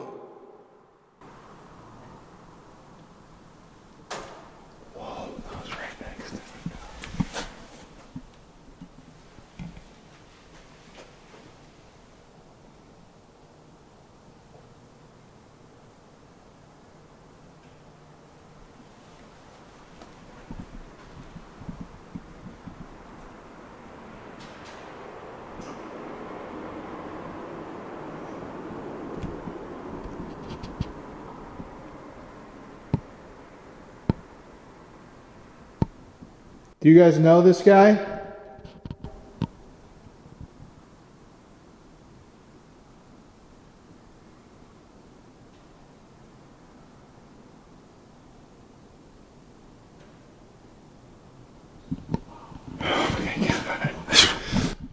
Yeah, just right when you moved. Shit. That's wild. Yeah, so the commode. Right. He was on the commode. He cut his femoral artery and he bled out. Lost his life in there. And from what was told to me, apparently the officers at first just thought he was asleep. He let him nap for a few minutes, and then finally they went in there, kind of pushed him back, and they realized what happened. Now, I can tell you that in this doorway and in the bathroom, we get a lot of EVPs. And again, it goes back to, sure, maybe it's him, maybe it's not, who knows. But again, this is specifically a good area, it seems like, for the EVPs. They painted this area pink because it's the mental unit area, and pink was the calming color? Exactly. Yeah, they thought it was calming, and so that's why they kind of threw this pink up. I like to call it the Pepto-Bismol pink. Yeah.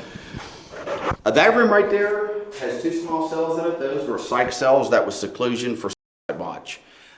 Inmates would be placed in there naked. The only thing in those cells is a drain in the middle of the floor, a light up in the ceiling behind a cage, and a shower head on the wall. If need be, they could open up the hatch next to the wall or the door, attach water hoses, and force water into the cells. A lot of times the guys that were placed in there would make messes if they're not bleeding. Sometimes they'd defecate. Sometimes they would rub that feces over their body and their face and their eyes, things like that. These guys obviously are not in the right state of mind, right? They had one particular guy whose family I know. His name is James, and he was placed in the first cell one day after he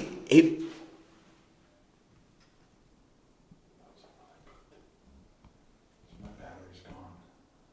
Are you serious? See? It's probably been drained. It's gone, yeah. It's exhausted.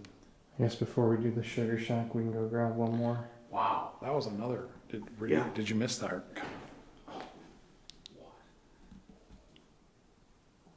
Hello?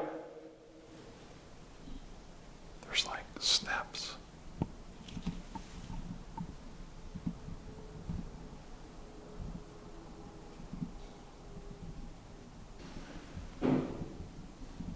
What the f*** is that? Do you know what that would be?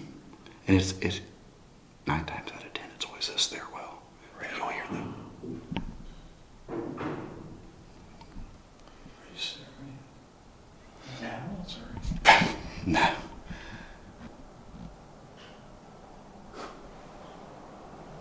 You weren't messing around when you said this is the area.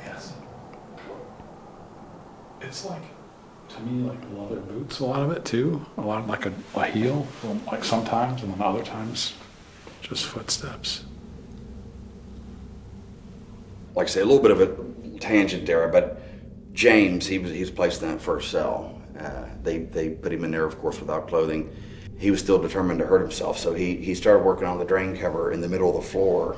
I don't know how long it took him till he was able to remove that drain cover. When he did, it exposed the serrated edge around the drain itself, that he squatted down as close as he could to the floor and was dragging his bottom across the floor until basically he partially castrated himself in there, right in there.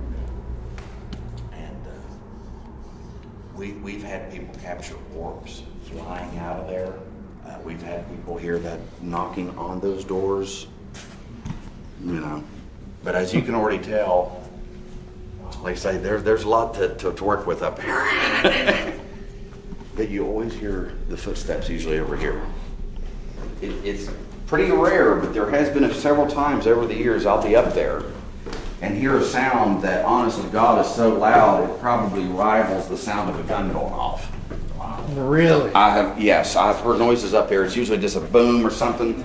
The best I can describe, I don't even know what would create that noise. It sounds like you take a sledgehammer to it, like the threshold of a door or something. It's kind of infrequent, but I have seen it get that loud up there where it's just, yeah. Wow, the infirmary, the noises that we were hearing there just during our interview, that was absolutely crazy. I mean, you can tell when a building's just making building noises, regular groans or creaks, stuff like that. But those noises, it was movement, it was things slamming. Even our tour guide didn't know how to handle all of that because it was so shocking. He was shocked. He obviously they weren't pulling any strings. We were just up in the upstairs of the old infirmary, and something up there wanted to talk to us. Now we're going to revisit that later, but I do have to tell you about the Sugar Shack. Now, ever since I first read about the West Virginia Penitentiary in Moundsville, I've always wanted to investigate the Sugar Shack. This is a place where violence lived. This is a place where darkness, to this day, still calls home. I mean, you had everything from sexual assault to attempted murder, tons of physical beatings, lots of anger, violence, and pain that stained those walls, and it was lawless. The police were even afraid to go down into the Sugar Shack when other inmates were there because they were afraid for their own lives. That's how intense and how dangerous this location was back in the day when this place was open.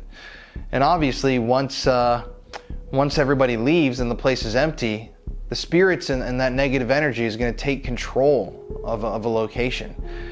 And as you're going to see with the Sugar Shack, the darkness still has a grip.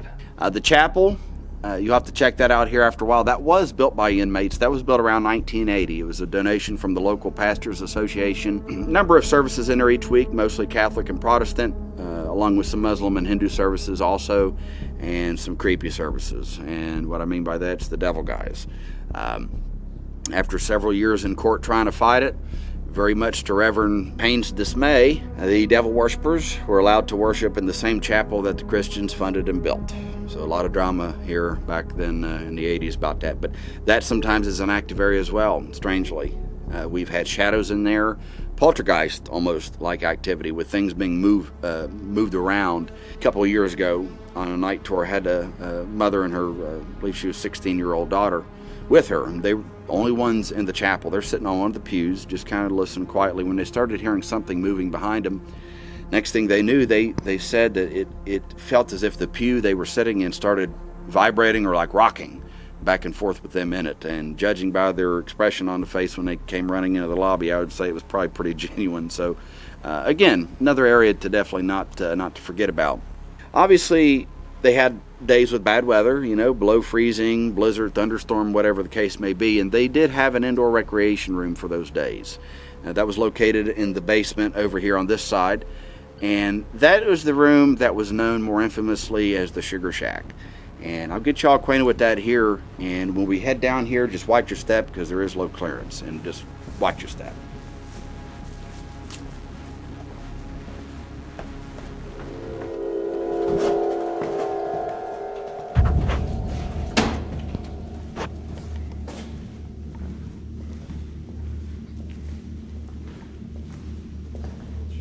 So this was it. This was kind of like a pool hall. They had arcade games in here, pinball machines, couches even. Inmates had put different color light bulbs in here, so kind of had a psychedelic vibe to it, I guess. But they did paint the walls, as you can tell. All the artwork in here is original from the convicts, except for the real primitive, crude-looking paintings right here that resemble like Mothman type creature. Those are not from inmates. Back in 1999, 2000, MTV was here. They filmed a pilot episode of a show called Fear, which is on YouTube now. But when they filmed Fear here, they came down here and apparently felt that the penitentiary wasn't spooky enough. So they took it upon themselves to paint these Mothman creatures over the walls without permission. You could have 100 or so guys in here at a time for a couple hours, and this is a dangerous area for officers to be in. So a lot of times officers would not watch the inmates. They would wait till the last guy left, and then they come in and do a final sweep to make sure nothing or no one was left behind. Of course, if you're an inmate in a place like this and you're a victim of a crime, you'll have slim to no luck having someone that is willing to testify on your behalf in your defense. So you can use your imagination. Again, in a place like this, when these guys know likely they can get away with anything they want to, and that's why the inmates were the ones who called this the Sugar Shack. A lot of stabbings, beatings, robberies, things like that. I've never seen documentation that anyone died in here. I can tell you that I know of at least one inmate who died after the fact later on due to injuries that were inflicted upon him in here. But in terms of an actual murder in the Sugar Shack, we cannot validate that. But this is an active area nevertheless. You get a lot of, again, more shadows. It seems prevalent throughout the rest of the prison, but here's no different. You'll see shadows in here. During the October season, when we have our haunted house going on, we've had actors over the years literally quit on us. The actors who work this room, because they have a bunch of fog in here, and they say they see a shadow or two move through the fog, and then they get into position to scare whoever it is. They realize no one's there. So that's freaked a couple of the actors out to where they, like I say, they leave. Physical contact is very common in here, kind of like over in the hole over in Solitary. I personally can vouch for that. Earlier this year in January, I was down here with a group of guys filming, and just a little ways behind me, I had my ear swatted. About a year ago, last March, almost a couple of years ago, I was standing over that direction and I had my hand basically grabbed. Like I say, I can attest to how weird this is in here. This is a good area to spend. So a lot of in here. That's why they call it the Sugar Shack? Exactly. Yeah, I've heard some coarse stories, about what happened in here, and yeah, a lot of, they had one man who was basically by 16 inmates, one after another, and he was taken out on a stretcher. Just nasty stuff, scary stuff, and again, death or not, you imagine how that contributes to the energy in here. They talk about the stone tape theory and all this, and how areas can be imprinted with an event or with an energy or a memory. Again, it just goes back to, nothing good happened in this place, not really. It's just a lot of nasty stuff in here.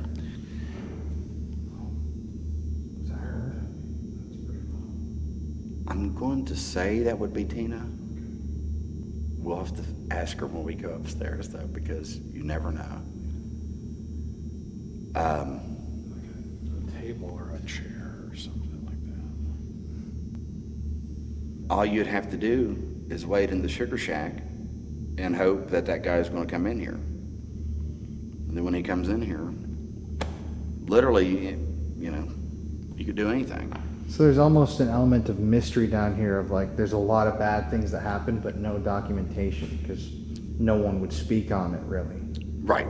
Well, we brought a little EVP recorder. Would you mind doing a little session with us real quick? Sure. Yeah.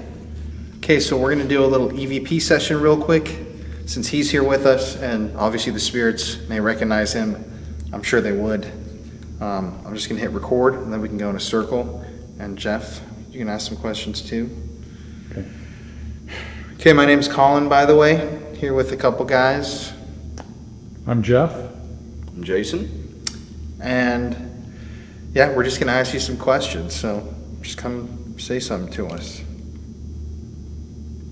Could you just tell me if you're here or not? Maybe say yes.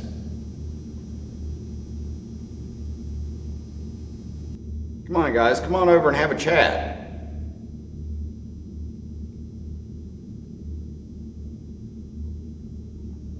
Hey guys, when you came in here during bad weather, any of you, what was your favorite thing to do down here?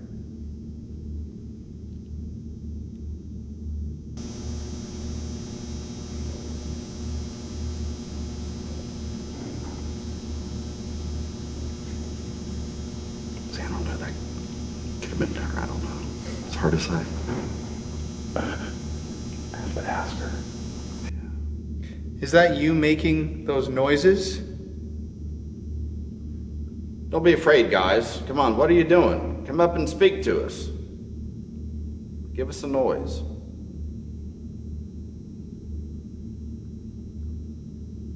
Anybody, I'd like you to just tell us your name. Last but not least, if it starts to rain tonight, will you still come down here and talk to us?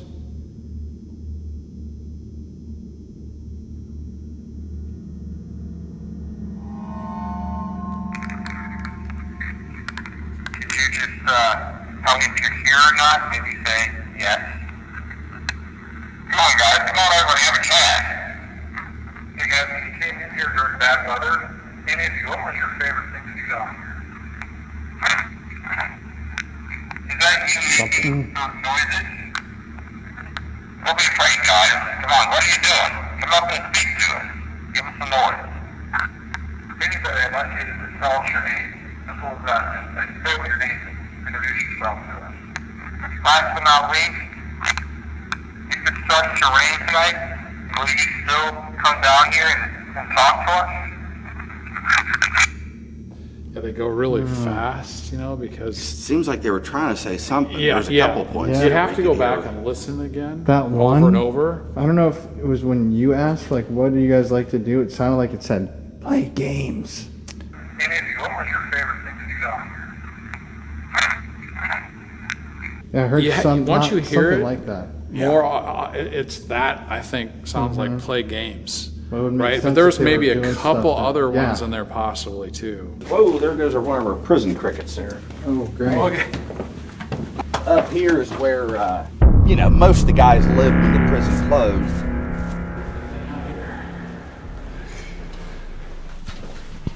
Oh, shit. Yeah, this is 320 cells, 4 cell blocks. This is K block. Yard side is J block, then you got L block and M block down below us here. Each block had a gang shower behind the center wall. They could shower as many as 9 men at once. Of course, in here, no privacy in prison, so the guys upstairs could watch them if they wanted to.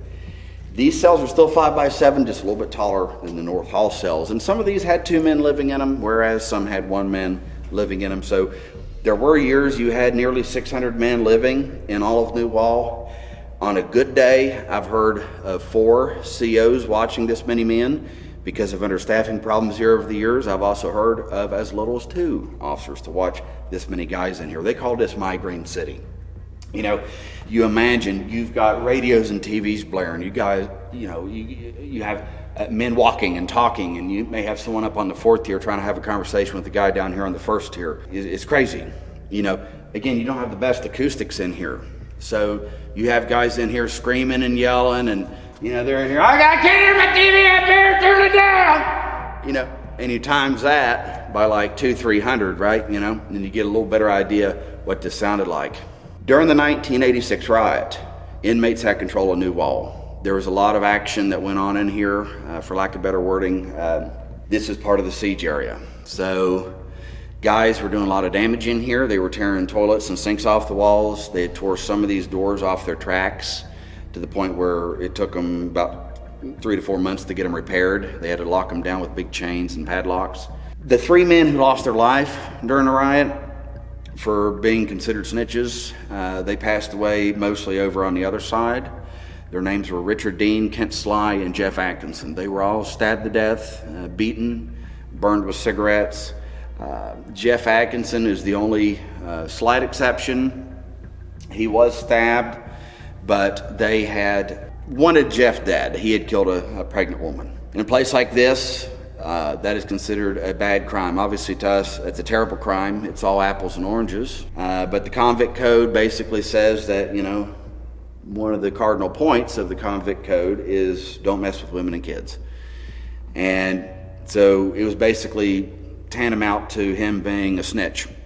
They pulled the power cord out of the back of a television. They hanged him over the 3rd tier on J block. Within a moment, the cord snapped. He fell. I'm sure he broke some bones, but he's still alive. They carried him up the 2nd time up to the 4th tier, where they held him out by his ankles, dropped him head first. According to an inmate who witnessed this, his name is Donald Lane. He said that Jeff his head had hit the edge of the shower wall and exploded like a pumpkin. And that was over on the other side. But you can imagine just those 3 murders alone, how that could contribute to the energy and the activity in this area, much less the decades and decades that this was being used as mainline population and all the things that come with that. New Wall also seen some pretty scary things going on here in March of 1973. That month, that year, they had the second most violent riot here. It lasted 25 hours. 5 COs were taken hostage, and 1 inmate lost his life during the 1973 riot. His name was Willie Hale. He was seen as kind of a loudmouth, kind of a warden's pet kind of guy. Inmates wanted him dead, so they stabbed him to death. They decapitated him. After his body had became stiff with rigor mortis, they propped his corpse up, and it was on this side here on K Block. And from what was described to me, they propped his body up against the door like this, and they stretched his arm out, and in his hand they put a piece of cardboard that they wrote, "Please help me, I have a headache," to show that to the other inmates as a lesson that, look, if you want to be like this guy, this is what could happen to you. So then they take his severed head, they stuck it on some type of little pipe or a spike. They severed his genitals. They stuck his genitals in his mouth, stuck all of that on that pipe, that spike, and set it up in the window in here facing the street for God and everybody to see out there in Jefferson Avenue. You'll notice the windows in here now have a thick marble glass which allows light in, but you can't see in or out. It wasn't always like that. It used to be your regular looking windows. Because of the little show that the inmates thought they were putting on during that riot. Are you all right? What's that? Oh, are you okay? Was that a bug? I felt like something touched my hand like that. See, that is weird. Yeah, that got me startled when this I'm gonna go and say it was the water, but it's like a cascade effect. We're jumpy tonight. Okay, but anyway, sorry. No, that's I'll let okay. you finish. But yeah, that's why they put those windows in there, is that way, if God forbid that was anything like that to ever happen again, they wouldn't be able to display that. I mean, you can only imagine the kids walking home from school and people driving by, walking by, the people looking out their front door. I mean, that's just unspeakable, so. This is the south wing of the Moundsville Penitentiary, where some 200 out of the 500 to 600 inmates at the prison are holding 5 hostages. All this started behind this brutality, this cruel mass punishment. We're not going to settle for nothing less than somebody from the Justice Department and out of the governor's office. Hey, we won't hesitate to kill the hostages, not for a second. You understand? We're getting tired of being mistreated in here. We want the public to know what's going on in here. A lot of activity in here. You'll get voices in here, disembodied voices. We get EVPs in here at times. I've captured a couple in here over the years. You'll hear knocking, banging, things like that. It's pretty common in here, as well as just that overall sensation of very palpable sensation of just the traditional, I'm not alone, someone's watching me. I mean, you will get that. And I know that's kind of menial and that's kind of trivial, but still. The most active area, if I had to say right now, I would say the medical unit. I would say infirmary and psychiatric unit. The scariest place, see, that's kind of a tie between the medical unit and the sugar shack. And then I guess final question. So you would say that this place is haunted? Absolutely. Without a shadow of a doubt. And again, you consider you have a prison with 129 years of operation, and maximum security history at that. Again, everything that comes with that, the deaths, the executions, the suffering. We're situated right across from the Grave Creek Mound, the largest mound of its kind in the continent. We believe it's very possible, very likely, that we're standing on top of some of their ancient Adena graves. The building is built out of sandstone, which, has quartz in it. Some people have beliefs that quartz has metaphysical properties to it. Who knows? I don't know. But kind of like limestone, in the sense of going back to stone tape theory, right? I mean, the idea that it can hold on and retain some of these memories and these energies. And I've said it a lot before, but the best way I can sum it up is if there is anywhere haunted, anywhere in this country, anywhere in the world, this place has the perfect recipe for it. And that's why I always like to say it's 12 acres worth of haunting. Hi, my name's Tina. I'm from the West Virginia Penitentiary. I've been working as a tour guide for about 3 years now and had definitely some interesting experiences. Cell doors slamming and footsteps running through the hall are an everyday occurrence, shadow figures peeking out of doorways. More recently, it's been something mimicking my voice. There's been a couple of times when other tour guides have mentioned that they were sure that I was in a location, they could hear me giving my tour, but when approaching the location, I was nowhere to be found. Multiple times, employees have contacted me while I was off the property because they had heard my voice either from the basement or another location while I wasn't here. My cell phone likes to call emergency services while I'm not paying attention. That's happened about 150 times this season alone. Wow. Did you say that it's not only you that gets mimicked? Yeah, I've definitely heard my boss call my own name when he wasn't here. We were actually in the gift shop area. I was waiting for him to get into the property, and I heard him call me. I was so sure it was him. I walked around the corner, nowhere to be found, turned around and watched his truck drive into the parking lot. Wow. And something hit you recently too? Yeah, I'd call it about 3 to 4 weeks ago. Something, as best I can describe, double-handed grabbed my rear end so hard it lifted both my boots off the floor. That is insane.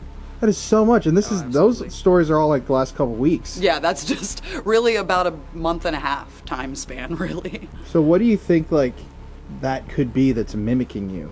I guess is my question. I don't know, but interestingly enough, I have a sister that works here that looks extremely similar to me, and a lot of people have mentioned that while she's working in the haunted house, she's a crawling on the ground type of character, and a lot of things will mimic her crawl as well. So easy enough that it's mimicking what seems to be my voice, but her actions.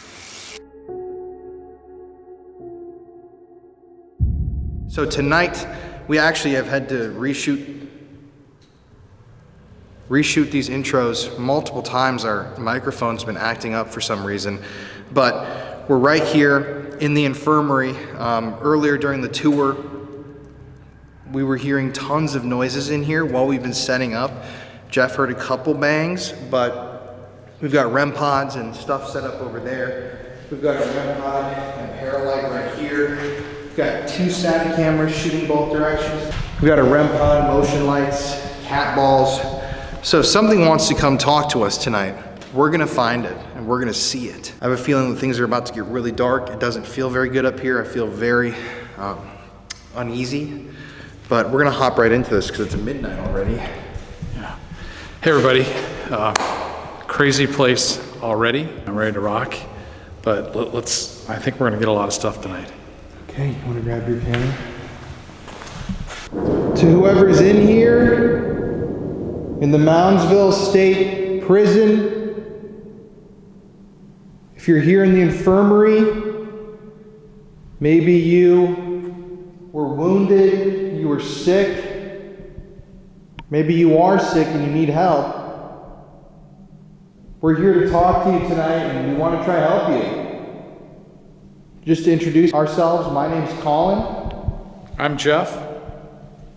And so, if you are up here with us, can you somehow make a really loud noise, move a door, open something for us just to let us know where you are in here?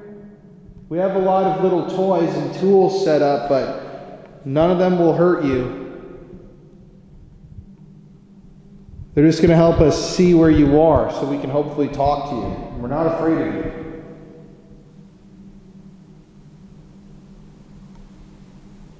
Is there anybody in here with us?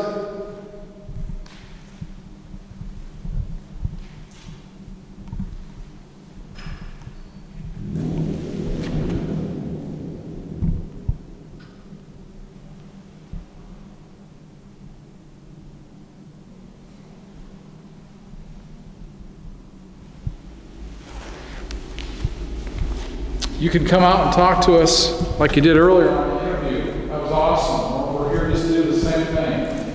Come on down that hallway. Oh, what the f? My light just died. Can you see me? Yeah, I can see you. Look at dude. It's a fresh battery. That's not scary at all.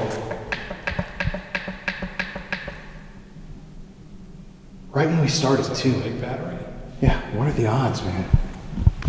Yeah, if you want to take the energy from our batteries, you can.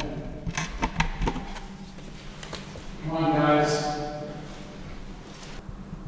Show us you're here.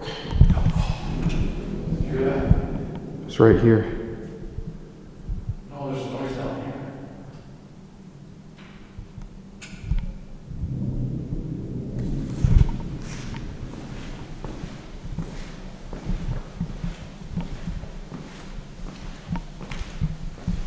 This is where we were interviewing. We had all those noises.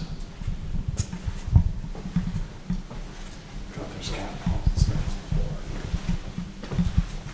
If you are down here, where are you?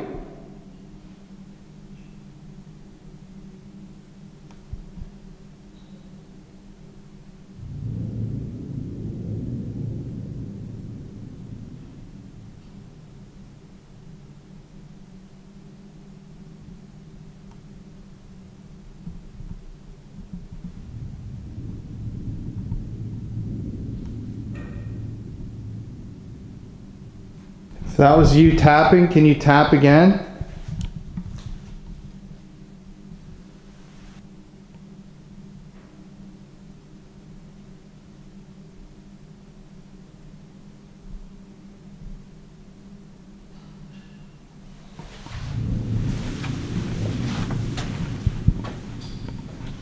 How come that second one off? It's dead.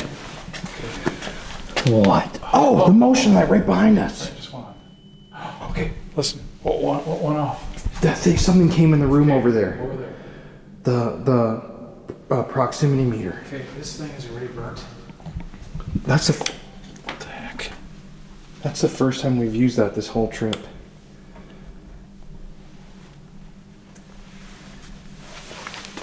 Okay, look at.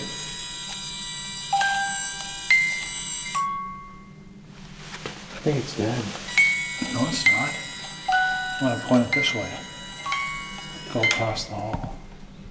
That's weird. Remember dead? Look at it. Turn on. Oh! What was that sound?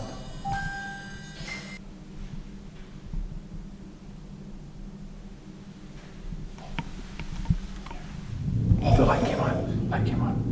Ooh. You coming up here?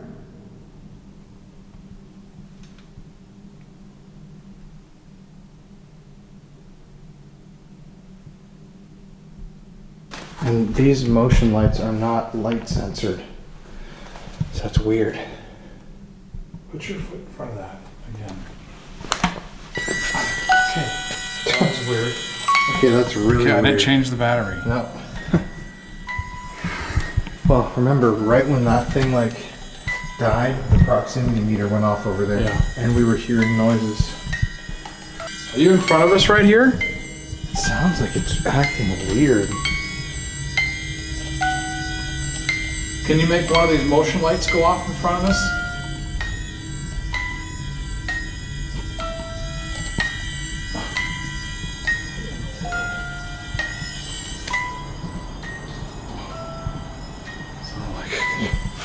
Well, this is f***ing weird that this thing is doing that. Okay, I don't know what.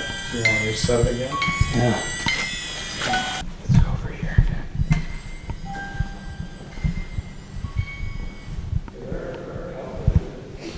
I got a question for you.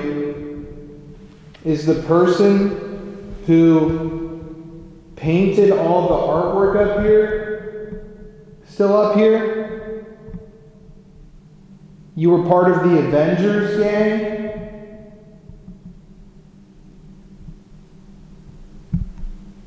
Think your name started with an N?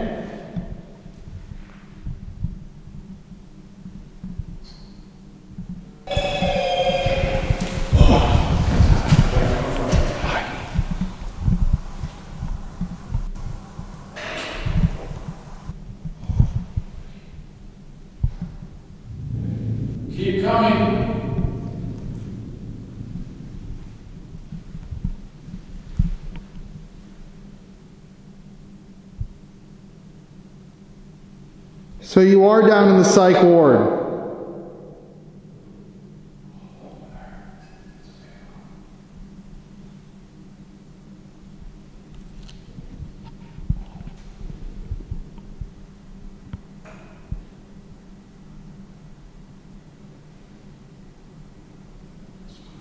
Okay, if you are down there in the psych ward area, can you please just walk over here? We have some things that we can use to talk to you.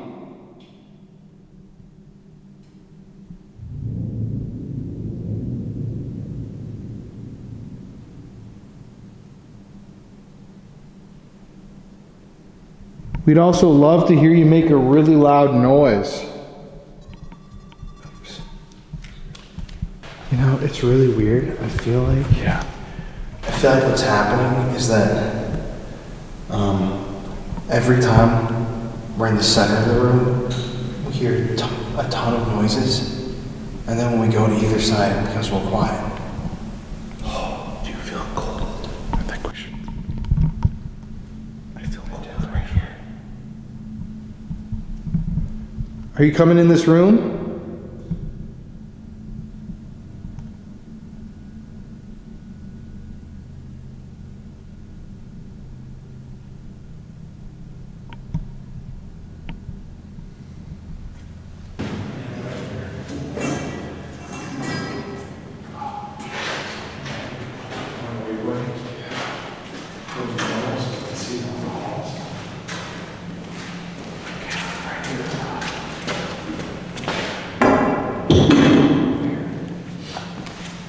I have this little tool that we can use to try to figure out who you are. We want to just know who you are. That's all we want. We're not the police. We're not involved with the prison. It's okay to come talk to us. So try to come in here and use your voice. If there is someone in here, can you tell us who you are?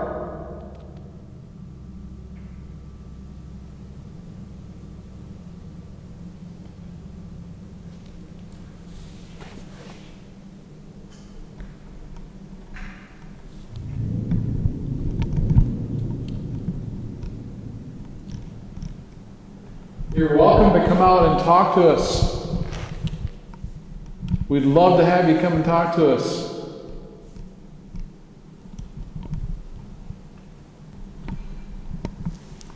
What's that?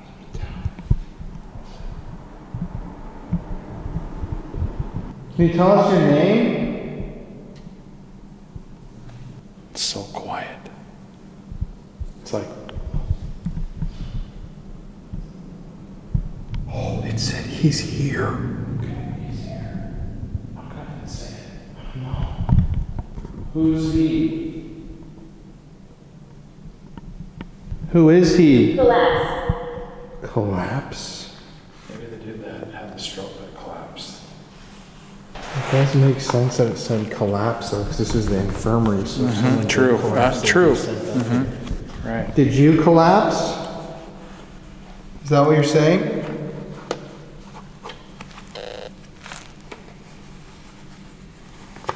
I feel like you're over there. The bench. The bench? What? He's right here. He's here. Right the here. Bench, bro? We brought the bench over. How's that possible? I've never even heard of Yeah, that. I've never heard that before.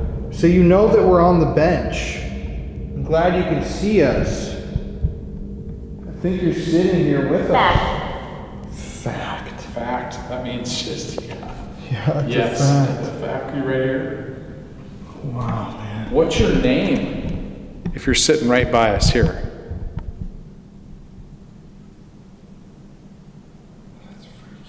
Introduce yourself. I'm Colin. I'm Jeff. What's yours? You can tell us. It's okay, you guys. You can come out. Afraid. Afraid? You just said it's okay, you can come out. You really don't have to be afraid. These devices we have, are only to try to show you that you exist. They don't hurt you, so don't be afraid. Feel free to come out, come forward, step forward.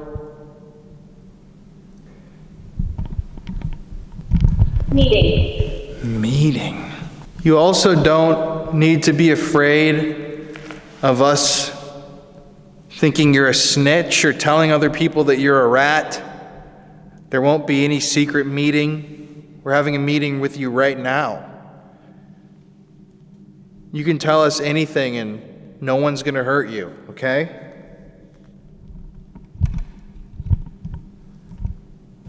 Unless it is kind of interesting when you think about it. If there are ghosts that died, that were victims, it's almost like, I wonder if there are still bad ghosts that keep the honest ones afraid. River. Well, we're by a river, right? We are right by the river. Yeah. It's like maybe there is a bad guy. Well, they're still afraid of that. Is there something that you want to tell us about yourself? I kind of feel like we should go like down into the hall down there. Sure. You want to go? Get into the heart of the river.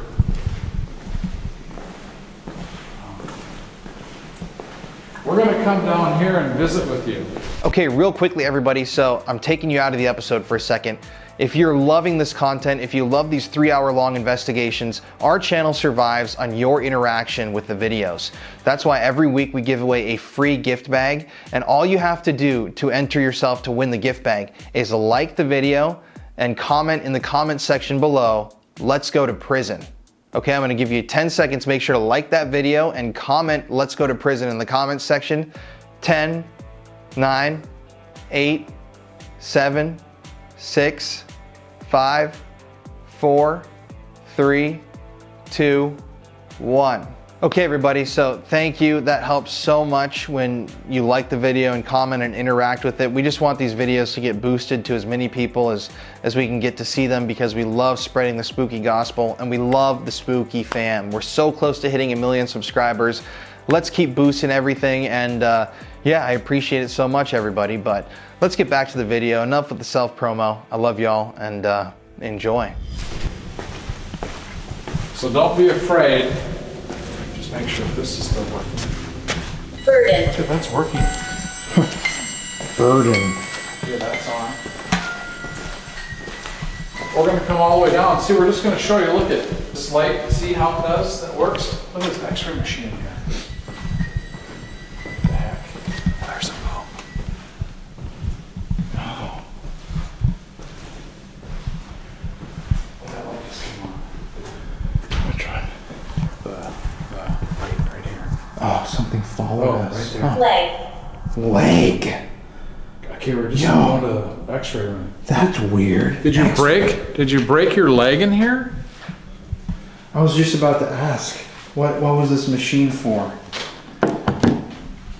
That is weird though. Leg, right? You know? Yeah. In the X-ray room, Mm-hmm. somebody was sent up here for an X-ray. They collapsed. Maybe they broke their leg. Someone broke it, and they're afraid to talk to us. Oh, there's something else out here.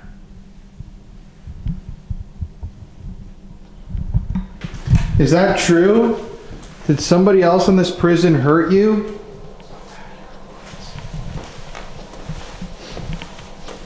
We're here to talk to you. I'm a friend. I'm a friend. Okay. We'll go with that. I'm Jeff. And I'm Colin. We're friends too. We're not here to hurt you like we've been saying this whole time. We just want to provide evidence that you do exist. Okay, that was not you. No, we're not even close to it, dude. Yeah, if you're more... This one went off too. Maybe they moved.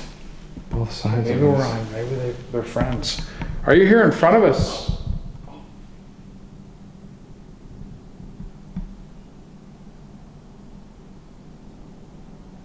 Yeah, now that we've established that we're friends, Can you walk towards one of those red lights if you see them? See how these lights went off? Yeah. I mean, This isn't us. not us. Oh my God. Stella. Go. That was like a freaking slide. That was like a sliding. Oh, I've got totally. Whew. So you're down there?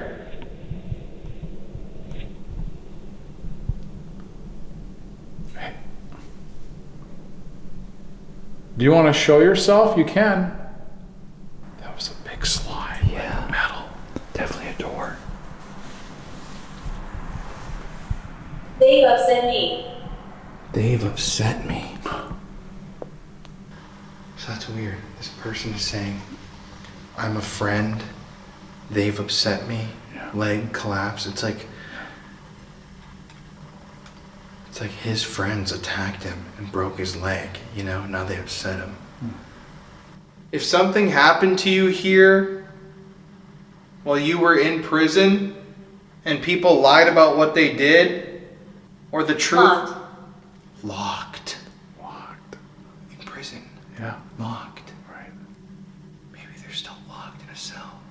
If the truth isn't fully known, you can tell us. We want that. We want to hear the truth. If you've had to hide it, you can tell us. Can I switch cameras with you for a second? Yeah. Is this recording? There's nothing on. I just died. What the f? This battery just had 20% Really? when I handed it to you. It's dead. Yes. The shot is going to show that it was recording when I handed it to you. Okay. I have another battery over there. We got to go grab it. Okay. Oh, you know what's weird? You just said, do you want to show yourself? And it said appear. Oh, really? Yeah. We're gonna have to. Oh, what the f? Yes. Okay, that was the row. Didn't it say? Oh, what was that? Dude, that was like a. Oh. Yes. Did you hear that? Oh man, I freaking. Was that you? Our friend?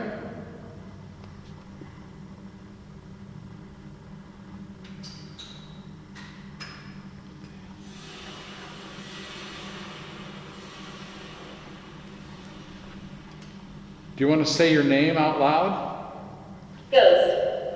Ghost. What?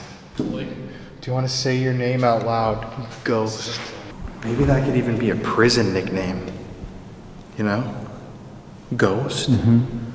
Okay, we might have just heard your voice. I think so. What we've learned so far is you're our friend. We're your friend. There's a group of people that hurt you. They broke your leg and you had to get it x-rayed over in that room. Emotion. Yeah. I bet it was emotional when your friends betrayed you. Can you tell us something else? Or use your voice to tell us your real name? We just want to tell your story. Explore. Explore. yeah. That's what I mean. You know, explore. Like maybe like we need to go somewhere else. I think we should. You know, I think so. We got several places.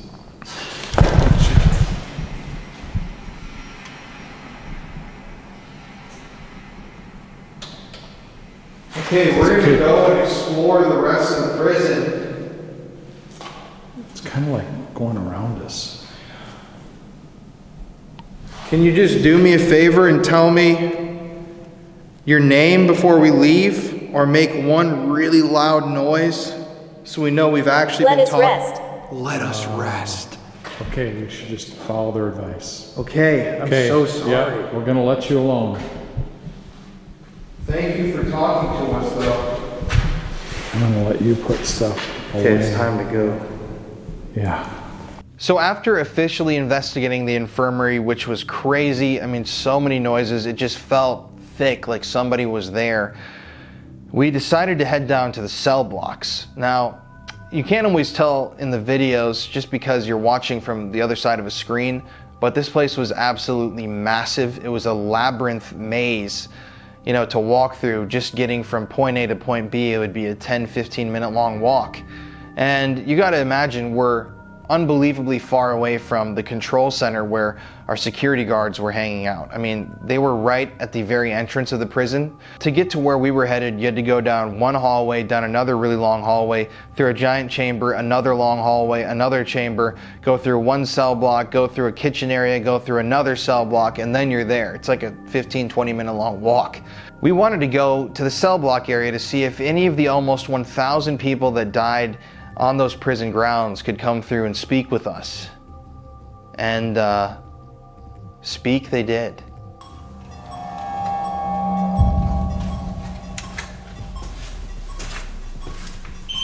Oh, what was that? Right when I walked by this one. Okay, that would be... That's definitely not me, dude. That's Rusty. That was right when I walked by. That got that.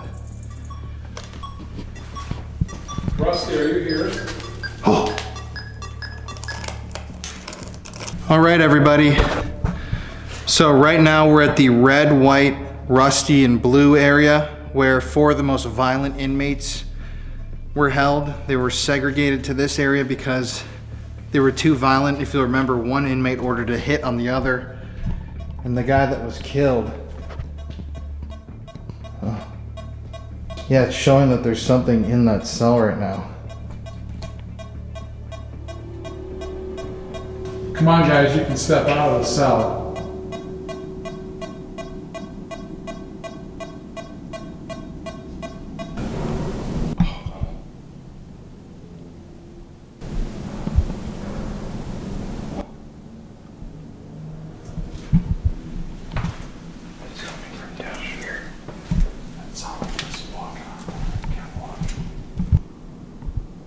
If there's anybody down in this cell block, we want to talk to you. My name is Colin. I'm here with my dad. I'm Jeff. And we're not violent. We're not cops. We just want to help tell your story. So if you were murdered or something happened to you, be sure to let us know what happened. If you're in here, can you make a noise? Let us know where you are.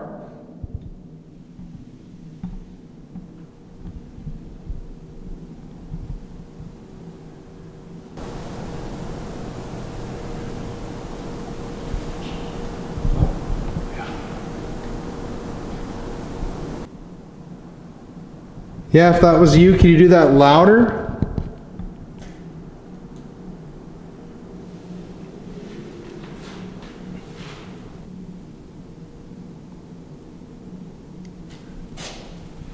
Are you on the first, second, third, or fourth floor?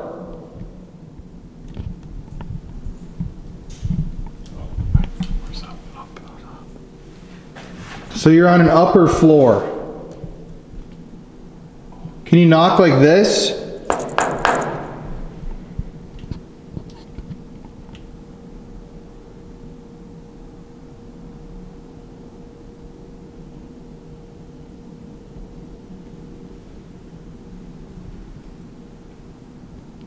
It's cold right here. It's cold right here, dude. Oh. What was that? A rat. Rat, are you over there by your cell?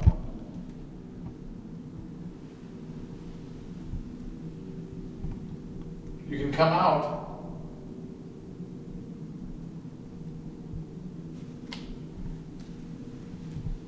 You don't have to stay in any of your cells. The prisoners have free reign of the prison. We aren't cops.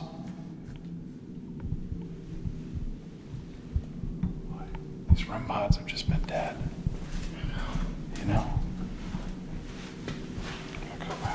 Okay, guys, this will show you and let you show yourself. Okay, if you want to be known that you're here, step out of your cell, please.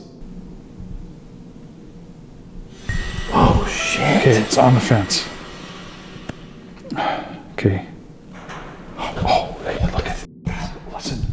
It's like it's climbing the fence and made that. Oh, you're right.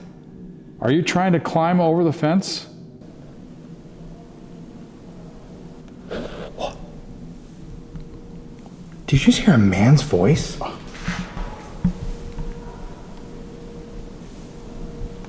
Okay, climb. That's not them, dude. We're so I don't far know from where the it's center.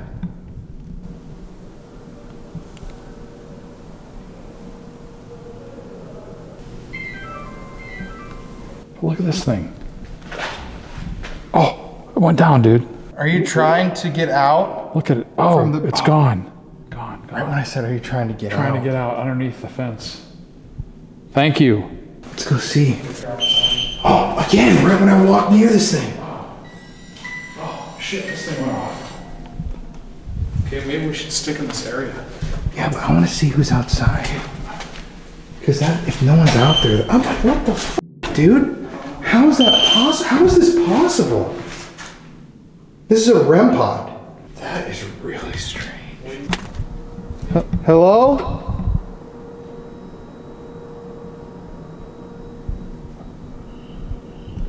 Dude, there's nobody here, Jeff. The REM pod went off. Look. No, what the f***? This is the backside of the prison. Wait a second, this is the inside of the yard. Yeah, that's what I'm saying. This is the... That was all the worst people were being executed. held. This is where they were hanged and electrocuted. I mean, those voices were two men. Okay, so it would have been right here in between this fence. You know what I mean? Hello? Is there anybody here?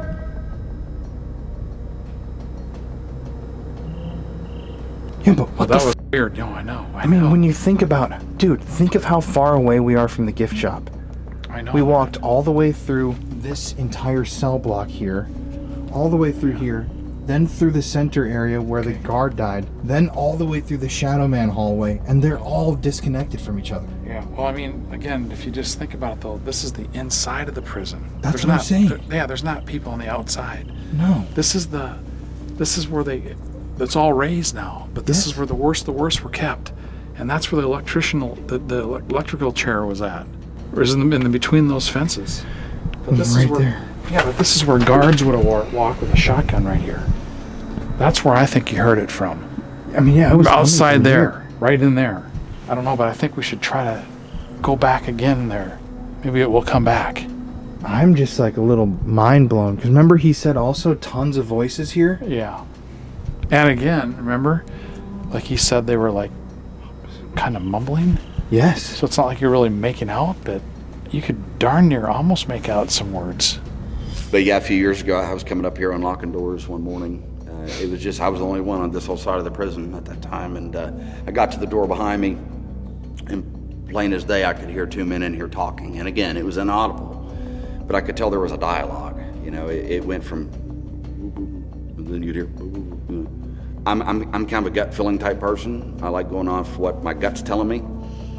And my gut told me I'm walking in on something I'd rather not know about. And I turned around and I walked the other way. Because I thought, I'll let them have their time in here. It gave me the heebie-jeebies. Understandable.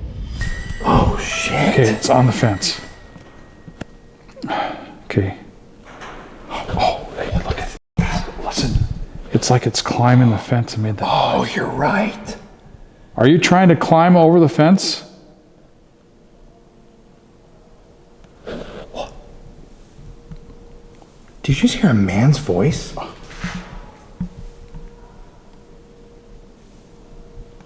Okay, climb. That's not them, dude. We're so far from the center.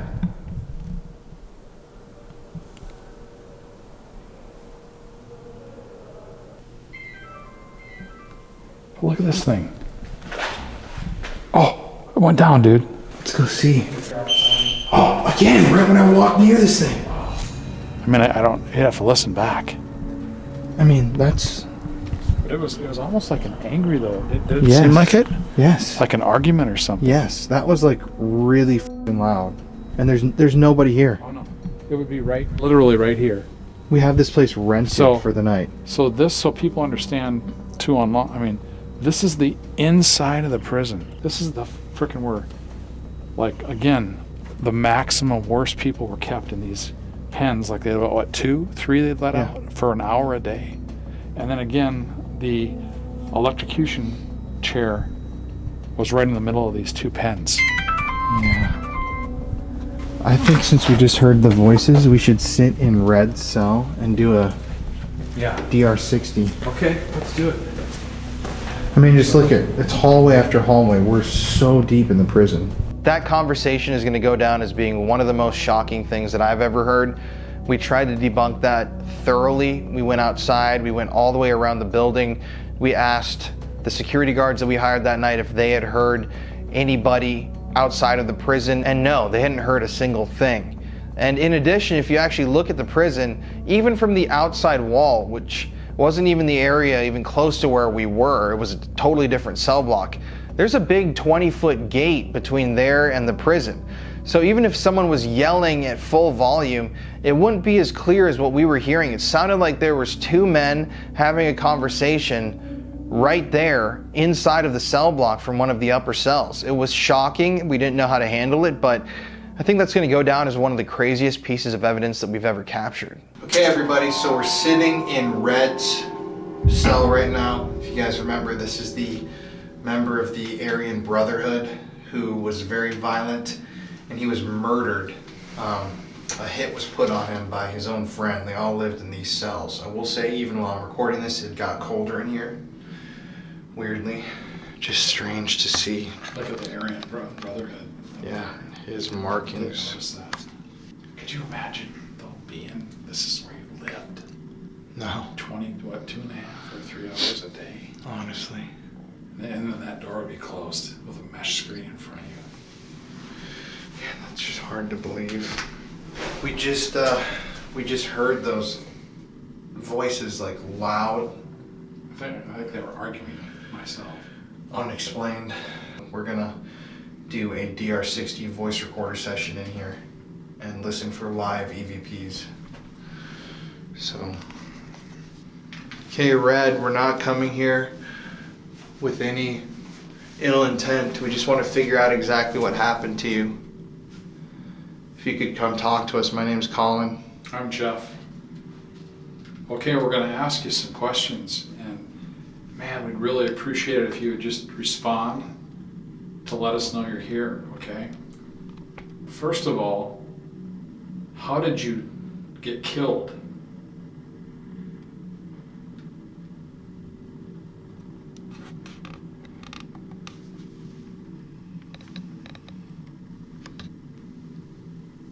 Was that you that just did a little knock behind me on the metal?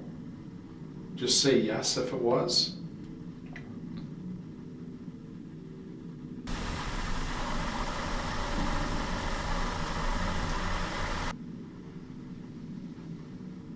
Can you tell me one of the names of the guys that live right here next to you in these 3 cells next to you? One of their names?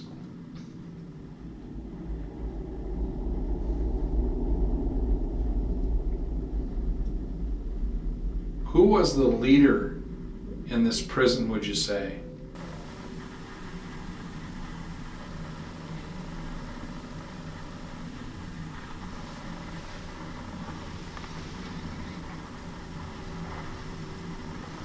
Red,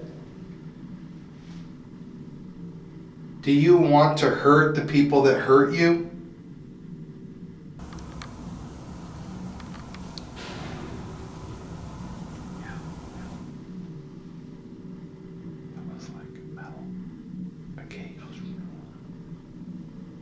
Who's the person that's making sounds out there?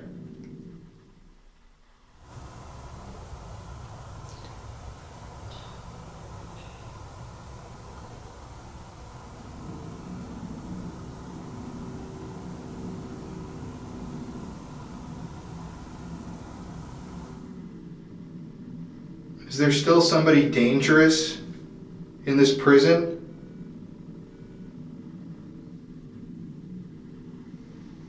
Where are you right now? Have you ever been to the Sugar Shack?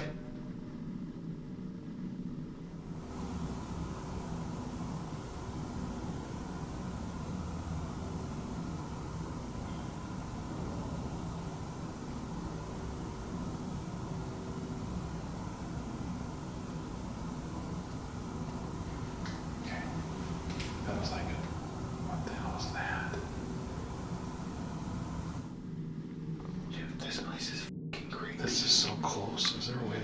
Dude, there are a ton of noises in this cell block. That one was a tinny kind of one. There was another one with like a fancy bang.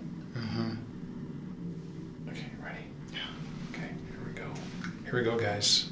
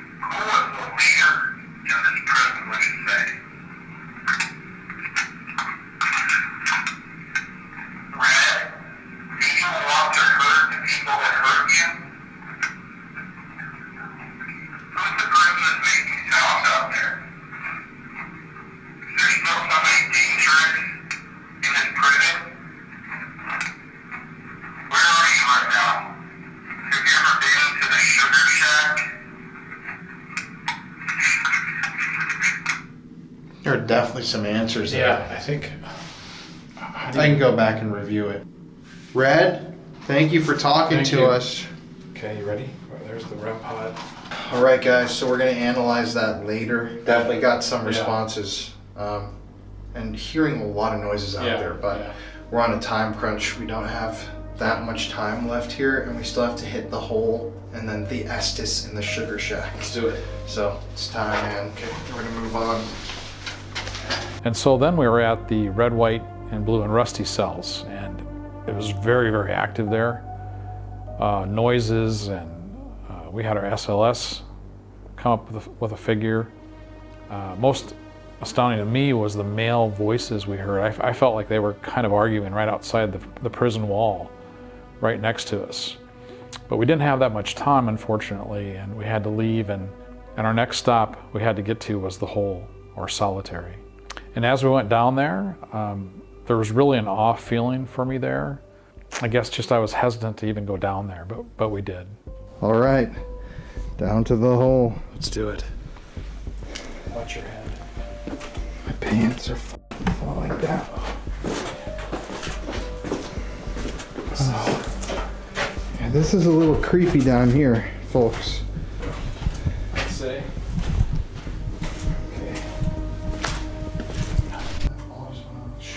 That one too, look at it. Oh, yeah. Both of them. I got it on this camera. Dude, they're okay. Both of them. Both the walls went off. Yep. As we were talking. Thank you for doing that. Okay, everybody, so right now we're in the hole. This is solitary confinement. We're way back down here. This is a place described as a dungeon by our tour guide. It was filled with rats, fecal matter, frequently blood. People were tortured down here. There was no sunlight. And there was a sexual offender named RD who lived down here in this area, this room. He was murdered down here by other inmates in that corner. So we've got all of our stuff set up. We've got a bunch of REM pods. We're running out of time here. We got to go to the Sugar Shack, but we're gonna do a spirit box session. Okay, to anybody who might be down here, my name is Colin. I'm Jeff. We're here just to talk. If you were murdered down here, we'd love to hear your voice and tell your story. So if you are down here, can you just speak with us and we'll be able to hear your voice? Can you say yes if you're here, or hi, or hello?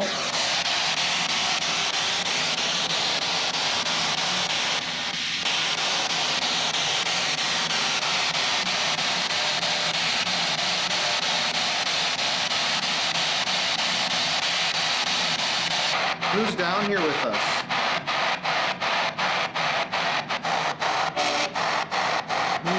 Yeah, that's something. Again, can you just tell me that you're here? Just say yes, clearly.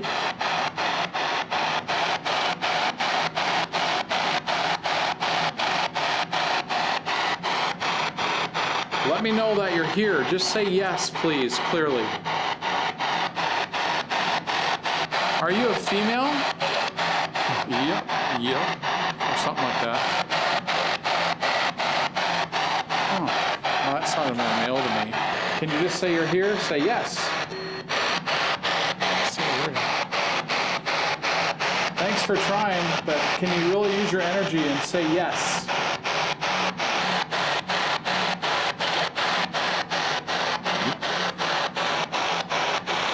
What happened down here? Did you get murdered?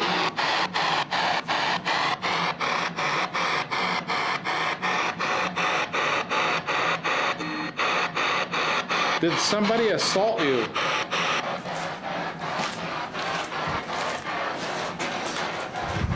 Ugh. Oh. Wow. Can you say that again? It sounds like you were a female. What's your name? You're gonna have to listen. Can you say that clearer for us, what your name is?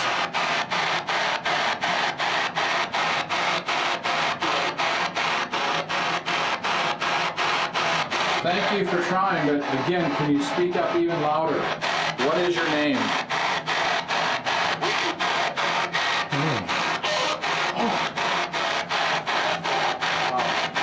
It's almost like a scream.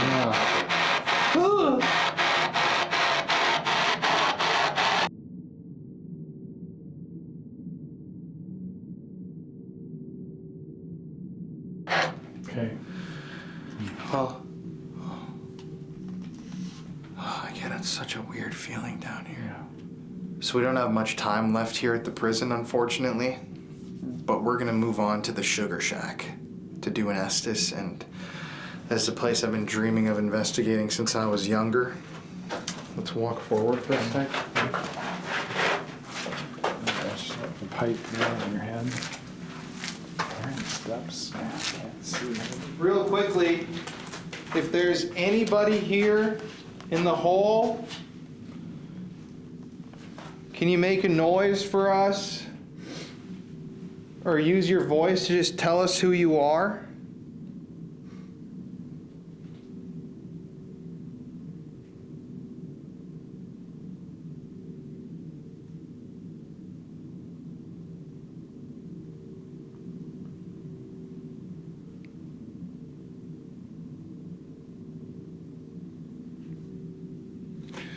This is the quietest place. Oh, Jesus.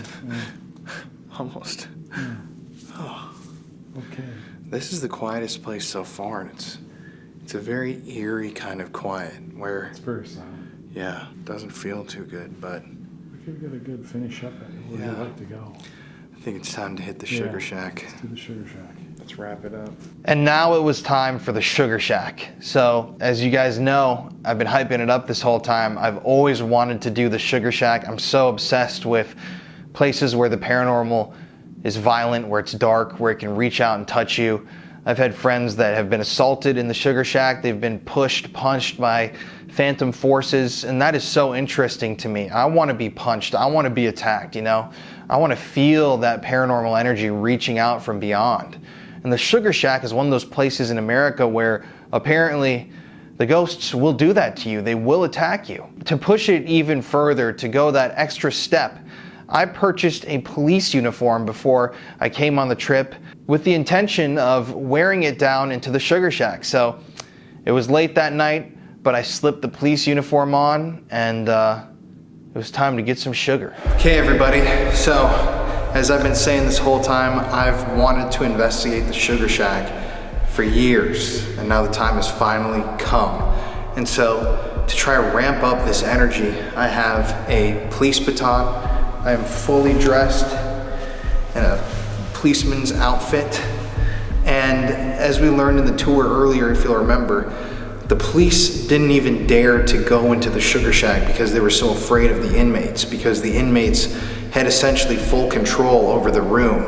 And so by doing this experiment, I'm gonna do the Estes method, dress as a police officer down in the Sugar Shack. And like we've said, the rain is rolling in right now. You can actually feel the cold coming in through the door. It's about to start thunderstorming. So this would have been the time naturally when inmates did go down into this area.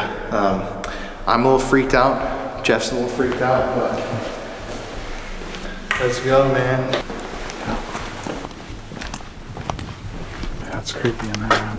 Oh, shoot, it's right here. This is every time. Okay. Weird how musty and different it is.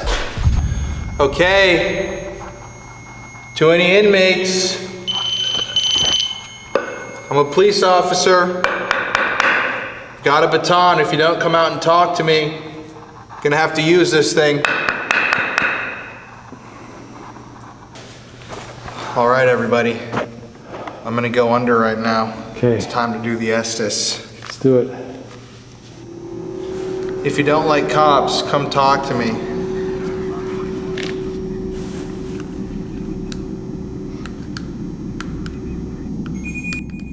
Okay. Let her rip. Okay, I can't hear you. Okay. REM pod's going off. Okay. Do you like, tell me if you like men or women. Bottom. Do you like men or women? Rape me. Oh. Oh, okay. So. They're nude. Do you like men or women? Lisa. Okay. Lisa? Who are you? I'm here. Okay, who are you? What do you do here? This is a men's prison. Shower. Okay, you showered here? Oh, I just heard a scream. Oh. Were you in danger? Jesus. Okay, tell me. Indigenous. Okay. Kids. Okay, you gotta tell me, who am I talking to? There's too many of you. Someone's... Your daddy. My daddy, okay. I'm here. You're not my daddy, I know that. If you are, what's his name? Step forward, who's talking to me? Tell me your name.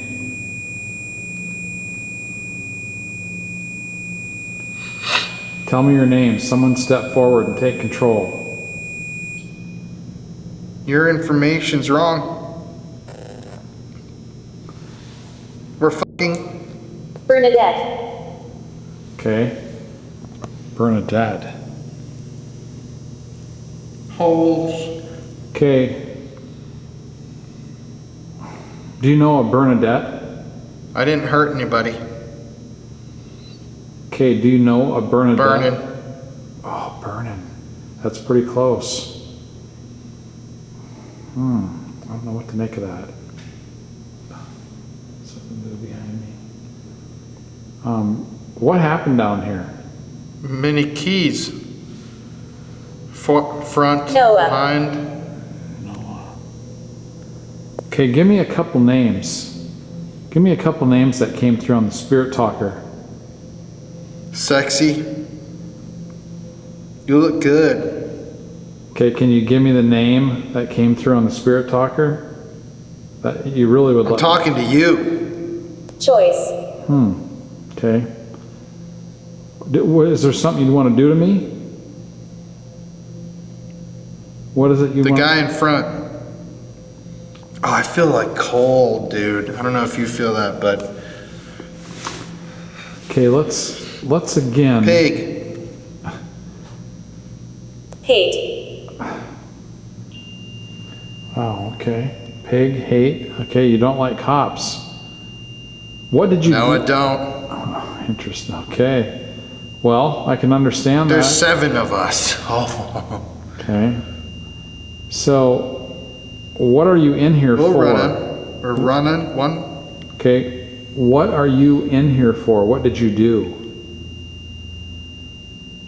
With a gun. So you did Texas. You did a crime with a gun in Texas. Likely. What did you do with the gun? Did you rob a store, kill someone? What'd you do? Liquor. You robbed a liquor store. Did you hurt anybody? This woman. Okay. Could that have been Bernadette that came through earlier? I'm running. I keep feeling cold. I like the way you look. Okay, so I'm going to go back to... Beat up. Beat your... Talk to the Noah. guy. Safe. Noah, guys. Noah. Noah came up, is on our device here. She was pregnant. Okay, Noah is on this device. Noah was one of the names. Sexually assaulted. Thank you for saying his name. Okay, Noah, I'm thinking you're the one. He's mine. Like that, like a southern voice. Robbed a liquor store. It sounds like in Texas, right? Does that sound familiar? I'm getting stronger. Yeah, you are. You're really oh my gosh. So Noah, with a gun. Just stop. No, you robbed a liquor store in Texas and maybe... This is my house. Satan. Do you believe in Satan? Yup. Do you believe in Satan? Noah. I'm over there. Okay, no, I'm going to talk to you here though. Noah. Happened in the chapel, almost. Okay, Noah. I'm going to say... You're late. I'm going to say again that you robbed a liquor store in Texas with a gun. Did you kill somebody? Dance with me. Did you kill somebody? I want your soul. It sounds like Satan to me. It is. Disaster. Yep. Oh my God. Okay, we're gathering. Okay, you know that. I know your name. Okay. Don't like pigs. Almost. Okay, so I think I hit a nerve. Noah. Again, it's amazing that racist. You came through. Yeah, it sounds like you are. You robbed a liquor store at gunpoint in Texas. It sounds like you probably murdered somebody. Medium. You murdered somebody, am I right? Maybe the girl that was earlier was saying, was it? Give me... Here. Yeah. I'm here. Oh my God. Okay, guys, it just said here. That's it. And he said here. Okay, who's here now? Almost gonna be disaster. Same southern voice. This said disaster as well. Lose it, boy. This said disaster as well. Noah, disaster. After. Mormons. Oh my gosh. Okay, so you're definitely racist? Why is it? Okay, Noah. Am I still talking to you? Noah? If you're the... Spanked him. My ears are ringing. Okay, so, Noah. I feel something weird over here again, man. I don't know what that would be. The beach. Sacred ground. Sacred ground. We're Wow. buried. Oh, we're buried. Guys, this is sacred ground we're talking about with Jason. Like, this is sacred ground. There's About probably 1,400. Oh my gosh, like 1,400 maybe indigenous that are buried on sacred ground here. That's very interesting. Colin. Denise. Okay, so who's Denise? Anybody can step forward and answer. Who's Denise? What happened to her? Liquor. Okay, back to the liquor store again. My wife. Okay, that was your wife? Traveled for her. Okay. Crime. Interesting. Okay, were you and Denise in crime together? I was in the hole. Okay, I'm going to stop there. Okay, I think it's still Noah, liquor store. Your wife, Denise. What happened to Denise? Satan. That came up on the Spirit Talker already. Okay, we understand that. But what happened to your wife? Abandoned. Ah. Okay, so I'm going to say that that's... You see me over there? I think that's what's happened. You abandoned your wife, Denise. Am I right? to. Why? She had a problem. What was it? What was her problem that you abandoned her? You can tell me. That's me. Oh, jeez, right. Okay, listeners here, or viewers, that started right after he said that. I had to do Okay, so what did you do? What in the end did you do? it. Traffic. No? I can't leave now. Okay, I'm not in the position to help you move on at all. That's not what we're going to do. Okay? I think I'm talking to you. I'm coming with. No, you're not.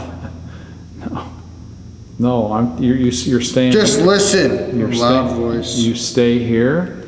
You're not allowed to follow us while there's a big noise over here. I'll punch ya. Okay, wow. Okay. This is a very interesting one again. Jack me. Okay, look, Noah, I know that's who I'm talking to now. You're so little. You are going to be staying here. I'm not going to help you move on. Mary. My home. That's my wife. Okay, so bottom line is... You're not a cop. I know I'm not. No, I'm not. Actually, I am. So, Noah. Get almost. Insist. You're definitely a violent person. Obviously. You robbed a liquor store in Come Texas hang with me. with a gun. I'll You bury. abandoned your wife, Denise. I believe you probably murdered somebody. Maybe one. I'm in the corner. Maybe these other women. These names that have come up. Killed a few. Yeah, okay. Did you ever kill any in the Texas killing fields? Andrea. Oh my gosh, we got these women's names. Loved them all. Oh. Okay. One was sucking. Okay, we got a bunch of women's names, and were you part of the Texas killing? Gun. I know. Okay, I got it. You had a gun, liquor store. Knife. Fell. West Virginia. Fell. West Virginia. Fell. West Virginia. West Virginia. Okay, Noah. Yeah, I almost heard. And I raped 4. Wow. So you killed and you raped women. I get a bad feeling. 4 of them. It's like, ugh. Okay, am I right that you I'm gonna raped- watch you. Same southern voice too. You raped and killed 4 women and Mike. then it said died. Wow. Okay, I think we've really... Cleveland. 2. No, we've really nailed what's been going on here. Just be quiet. No, but I think it's because I called you out. Right? Noah. The came up dragon. on the spirit box. Colin said Noah. That's you. Really? Yes. Ron. My boy. Ron is your boy. Is it your son or your friend? My pet. Your pet. Okay. You. Guys, these are very intelligent responses to this. What kind of pet was Ron? They're all coming down. Hey, Noah. What kind of pet was Ron? Do you mean that by like a guy was a pet guy? I mean, maybe in... Roger. My bitches. Oh my God. Ron and Roger? Penetrated. Ooh, okay. Inside. Oh, that doesn't sound good. You're next. No. Mud. So we're Ron and Roger. Oh, same southern voice. Okay. I think we've been talking again, Noah. Again. Something's wrong. Noah. It's changing in here. Right after you said that, this goes off again. It's kind of uncanny. He's almost here. Urgent. Get out. Okay, we're going to be wrapping up. We're going to be wrapping up pretty soon. Yeah, we are. And Noah. Do you see the rain? No, but I know it's coming. Probably. So Noah, where do you want to try to go? Taylor. Noah, where do you want to try to go from here? Taylor twice. Taylor and then Taylor. Okay. We're here. Oh. Do you smell us? Oh my gosh. We're here. I realize there's a lot of Don't say goodbye. A lot of you are gathered here. None of you can follow us. We're coming. No, we came. But you're not going to come with us. Do you care? Yes. Your wife's asleep. Okay. That's just a guess. You did say my wife's name before, but regardless, you guys are all here. I'm not. I don't know what they'd say about "fuck you" on the radio. I'm not going to help you move on. That's probably why you said. We're fuck here. You. I know you're going to stay here. About 12. Okay. Ted. Okay, that's okay. There's a lot of you here, but you're not following us home. James. Wyatt. Sounds like a lot of you are here, have gathered. Is Noah the leader, would you say? Planning a hit. Who would you say is... Sedition. Who is the main person that's in charge down here? Who's in charge? Cops can... What? Say that again? Everything is dying. Dead. Just give up.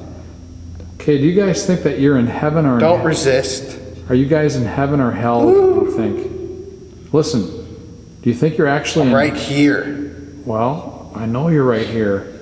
So you're kind of stuck. Is that fair to say?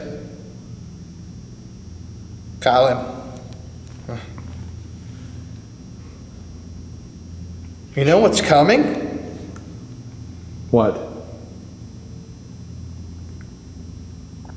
Tell me what's coming. Paul.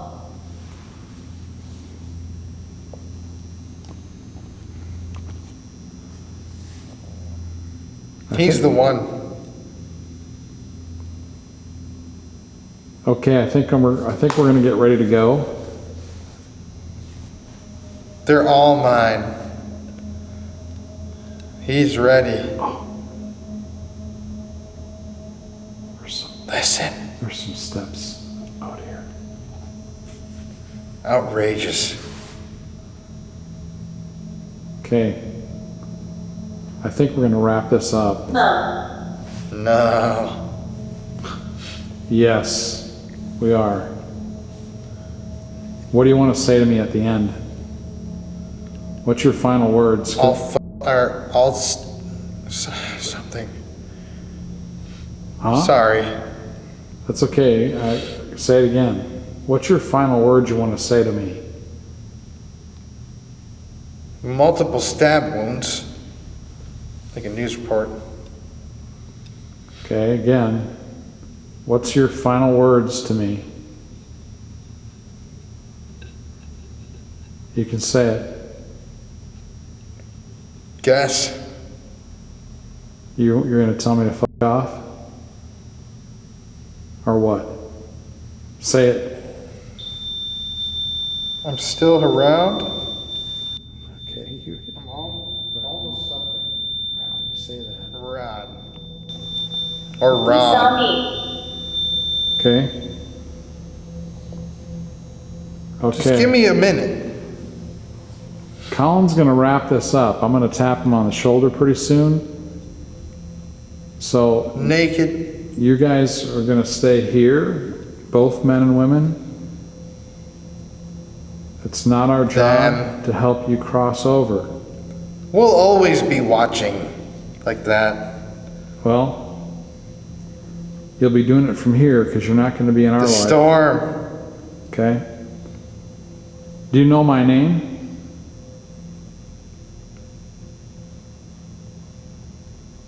If you're intelligent, do you know my name? Chuck. Oh my God. Okay. Chuck. This is what everybody called me, is Chuck. Guy, listening on this, record this. 12. People know. Oh, Colin said there were 12 earlier of you guys here. That's the number he said. 7. Okay. Wow. So. I feel something weird over here. Okay, so. Yeah, it's cold. I'm going to give you credit. You called me Chuck, and that's the joke in my family forever. People call me Chuck. Lucky guess. Well, I think you knew. So. I just want one thing. Woman. Is that exactly? A woman. Sick of something. Wow. That is really bizarre, man. Okay, I think we need to like end this. You know. Okay. Now you know. I'm not happy with what you did with your life. I need a. But you guys all need to stay here. You're not welcome to follow us. There's no chance. Yeah, there's 100% chance you're not following us home, or even leaving this place. You realize that, Apple. Right? You realize. Lover. Rape. Okay. A lover. Okay, so. I miss her. Your lover, I'm thinking that again is probably Denise, who you said, which came up on the Spirit Talker. Am I right? Vincent. What do you have to say? My son. Okay, we have to go, so what do you have to say at the end? This is it, finally. Enjoy.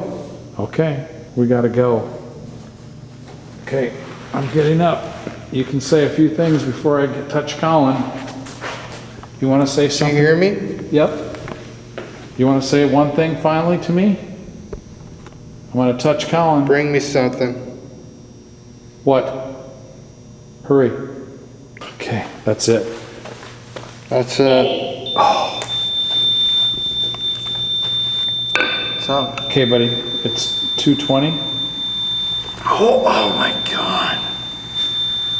Holy shit. Oh, that's so bright. What is? The light. Okay. You had. Did that go? That went incredibly fast. Dude, you had. Did any of that actually make sense? Oh. I really felt like none of it did on my end. Dude, there's gonna be. There'll be a ton of it. You know, even like at the end, I said, okay, that's it, right? When I was doing this, when you said woman, that's it, and you go, that's it. Oh, that's cool. But bigger even yet on here, you're gonna have the names. Noah came up and you said Noah. Who am I talking to? And then you came up with that's crazy if it actually correlated. You said 12. It came up with 12. Like a kid? I mean, there's a bunch. Stacy. There's just a bunch. Woman. A whole bunch. Whole bunch. And also you had like the word, see they've gone by now, but it came up with the indigenous, like native. And then you said there's 1,300. Oh, like when it said native. I wonder how many are buried out there. That's a good one. I heard it was really weird, like news reports that were like sexual assault, like rape. Oh, you're gonna. If you are in the Sugar Shack, Do you have anything left to say to this cop?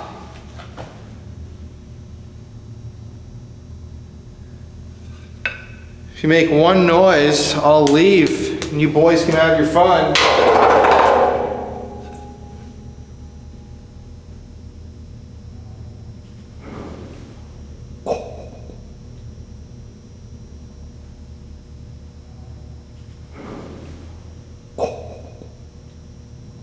Okay, that should just leave it like that. That should be it. Okay, yeah, we're past our time here.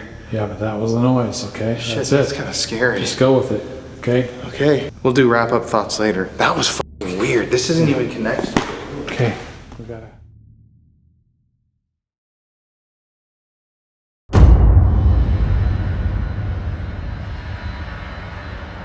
And also, I guess, let me just ask, is there anything, since I'm going to include like some of this in the Moundsville video, is there anything that you can talk about from here that's like true. worth pointing out? Yeah, definitely. The camera here, this is, I like pointing this out too because the picture, the Shadow Man picture, taken by Pauly Gear, 2004, May 7th, is what helped put that place on the map. Getting people interested in coming and doing paranormal tours, paranormal research. So that's her picture. That was Pauly's picture, and the camera's here because I finally talked her out of it for the museum. That's the camera that actually took the Shadow Man picture, and the original picture is still on the micro disc inside the camera. So, Wow. That's cool. And this stuff is from the penitentiary as well? Yeah, there's some shanks over there.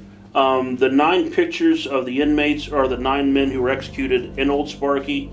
I have pictures of Old Sparky and the cap that I personally own and the seat. And like I said, it's one of the items that I keep at home because I don't want someone breaking in and actually taking it, you know what I mean? But I did bring it for you guys to see today. Awesome. So you guys be able to check it out. And the cap I have was worn by all 9 men who were executed in Old Sparky. There's some shackles over there. The bed right here is one of the last in existence. I think there's a few still left at the prison, but this came from the original prison hospital, and also it was used up in the psych ward and infirmary area after the old hospital was torn down. And the door over there came out of, you know where the wheel's at? Mm-hmm. Now where you will be standing on the tour, it was on the other side of the wheel where the fingerprinting and processing was done. Wow. The other door, unfortunately, was from a building that was torn down in Moundsville. Was the old sheriff's house. And the sheriff's living quarters was also connected to the jail, and unfortunately they tore it down. But I was able to bug the company who was tearing it down enough for one to eventually give me one of the tours. That's so cool. So yeah, that's this guy. I don't have a name for it. Now these are copies. I have the originals tucked away where the photos don't get all faded. This guy was shot on escape. You can see where the blood's coming out of his nose a little bit. And this guy was burned alive in a cell. Holy shit. Again, these are copies. I have the originals elsewhere. Wow, look at that. It's actually just everything's burned off him. Yeah. A lot of times they just... Now, the one here, from what I heard, it was a new wall. They took wire and kind of wrapped the center column so the door couldn't open. And then they threw a Molotov cocktail in there with him. So that's how I'm told how he ended up, getting burned. That is a terrible way to go. Yeah. Holy shit. My affiliation with the penitentiary started back around 2000. There's a couple years when I was in high school that I volunteered during the haunted house. And then eventually a friend of mine, Lori, who's a tour guide, nighttime tour guide there, mentioned to me they were hiring for a tour guide and a little bit of maintenance. So I put my application in and I got hired on. So as an official tour guide, I think I had been a tour guide there for about 15 years. Some of my more memorable experiences with the paranormal, one of them definitely involves the Shadow Man, as a lot of people have mentioned before. And that happened down in the Sugar Shack. Now the Sugar Shack now has some Halloween props in it. When I had started there, they used the Sugar Shack for the haunt, but it didn't have any props in it. It was a big open room. During the haunted house one year, I was sitting, if you go in, when they bring you into the Sugar Shack, from the outside down and in, straight ahead in the corner, there's a corner, but it's got kind of an odd-looking corner to it. Then off to the left, there's a pipe that comes out of the wall and down and into the floor. And you can actually sit on the pipe. It makes like a nice little seat. So I was sitting there, another actress was sitting there, and we were waiting for the next group to come through for the haunt. And I looked to my left towards that corner, and I saw it was a black static mass, and then inside of the black static mass was a full three-dimensional shadow figure standing inside of it. So it was like a blackout silhouette with just static around it. Just kind of like you could see the movement of the static almost. It was really, really interesting. So I turned to look at her, and I was going to ask her, "Hey, do you see this?" And she had stood up and was kind of like hiding behind the pipe that was coming out of the wall. And I'm like, "Hey, are you okay?" And she starts leaving, and so I want to walk out with her. And we started walking towards the door to go out to the South Rec Yard. And I got halfway through the floor plan, and then it was instantly ice cold on my back, which it made me stop instantly. And then for a split second that happened. Then I went on out and walked out to the yard, and I'm like, "What was wrong with you?" I said, "Did you see that shadow?" She says, "Yeah." She says, "I was actually talking to you too," which I couldn't even hear her talking. And which, interesting enough, I couldn't hear the music playing from the haunt either. And I said, "What were you saying?" She said, "I was saying, get me out of there." And because she was terrified, she actually quit that night. And the interesting thing with that situation, I had noticed that we were conversing back and forth of what I had seen, she had seen, and so on and so forth. Her eyes were brown. But the weird thing is that when she blinked a few times after that, they went back to more of a grayish blue. So I don't know if it was just the light was hitting it weird, or something was affecting my vision, or affecting her, because her eyes switched to a different color. Wow. Again, it could be, me. It could have been just something naturally happening. But that was probably one of the creepiest things early when I started there. There's so many things that have happened at the prison that no one can tell me that ghosts don't exist or anything like that. Things moving, doors, the sound of cell doors slamming, the sounds of like a woman, in another case a little girl screaming when we were the only 4 in the entire building. What would a little girl be doing there after hours in the middle of the night screaming like she's terrified of something? It's just, the place definitely, when you work there long enough, it gets to know you. Did you ever have an experience where you heard like some men talking or mumbling or like having a conversation? Yeah. And if you did, where would that be at? That happened in North Hall, and that was during a day tour. We had just covered Red Snyder's cell. We were coming up B-side, and we were where those 4 tables are at. And I went over some just typical information about the place, because I said it was a day tour, it was a history tour. And asked if there's any questions. And there's about 5 to 8 people on the tour. And it's one of those tours where no one talks, and you're like, okay, do you like the tour or does it suck? Give me some feedback here. But I'm looking at no one's responded. And back down A side, the side we didn't come up, there was like a commotion. Like you'd almost hear like a shuffling, and there was like at least 2 or 3 like very men talking, but you couldn't make out what they were. But we couldn't make out what they were saying. So that does happen. Which is very interesting. Or you want to? No, you can say it. Well, we happen to be in Red's area there, right? Yeah. White, blue, and then rusty. Yeah. Right, boom, boom, boom. Right there, clear as heck, we've got some like men almost arguing. Oh yeah. Like loud but as hell. Loud. Yeah, that wouldn't be out of the norm. Yeah, but I'm like, That's so but you weird kind that of you started in said that area. That place, that area for me is probably one of I love North Hall. I mean, North Hall is one of my favorite places. That's where it happened for us. We went all over the place. I was working North Walks. They introduced the North Walk, which is a quick flashlight jaunt through the old part during the haunted house season. And she said she was walking down, there's a middle little hallway during the haunt that's only for like the actors and actresses. Like, you need to go use the restroom, take that, and you go out real quick and get back to your position. But she said she was going down through there, and the area that had like a bunch of the extra wood stacked up and stuff they weren't using for that year, she saw a little girl in knickerbockers standing against the wall and smiled at her. And at first, it's kind of dimly lit. She thought, okay, well, she got separated. She said at first, I didn't consider the fact she's wearing attire that no one wears anymore. You know what I mean? And why would a little girl be in a prison anyway, especially in the basement? And she said, what scared... Now, Lori does not scare, hardly at all. Only this is a situation that I've heard her admit to. And she said, all of a sudden, when I get closer to her to ask her again if she wanted me to help her get out of there and find her parents, that her eyes were completely black. And she said when she got close, when she saw that, she said she had one of the most eerie grins on her face. And she said, I screamed and ran all the way out to the south wagon gate.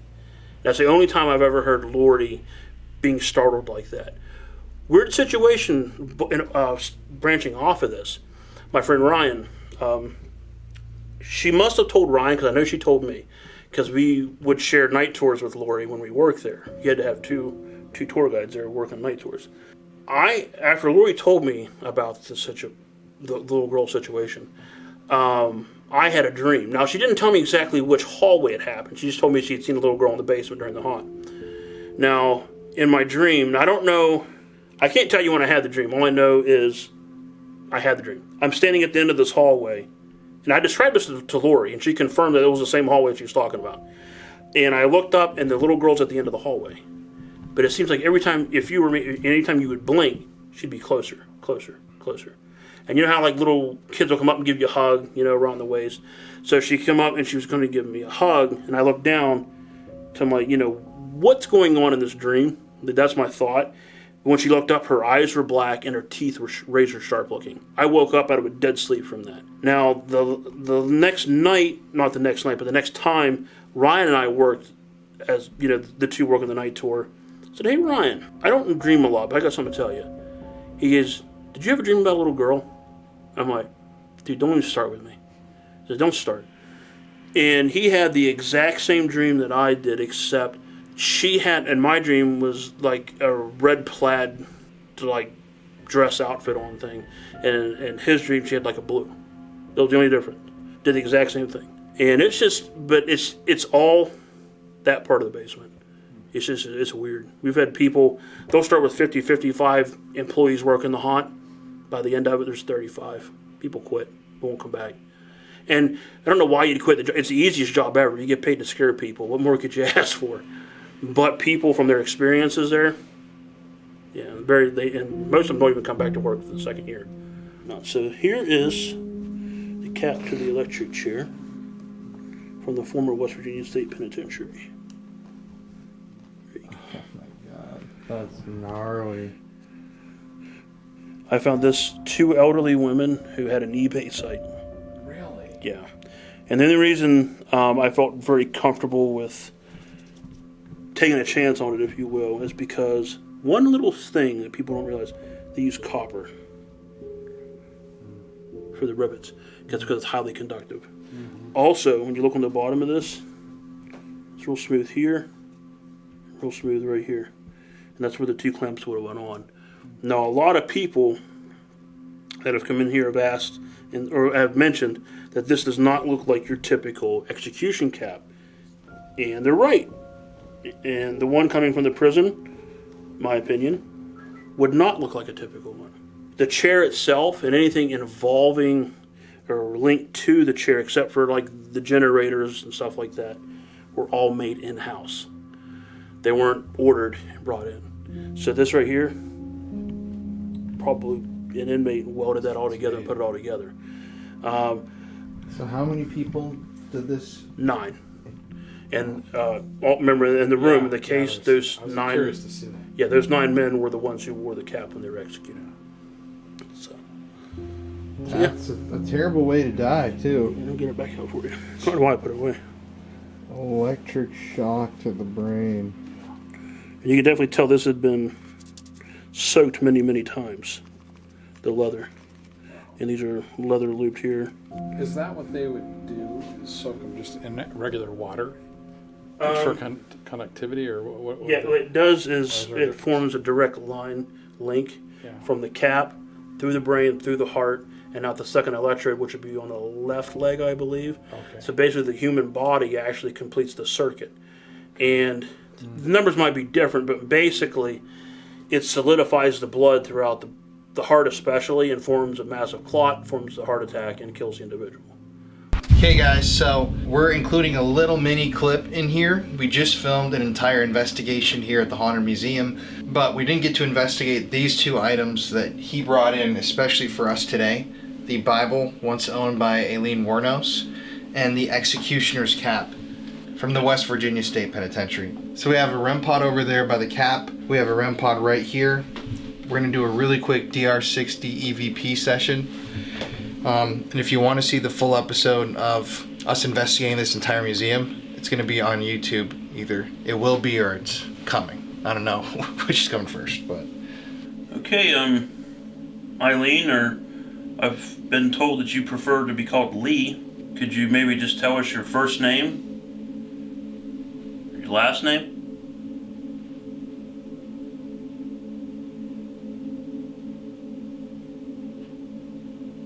Maybe tell us what your favorite Bible verse is in your Bible here? Personally, I would like to know if there's anybody still attached to the executioner's cap. Yeah. Look at this. Still hard to have any hits with that, though.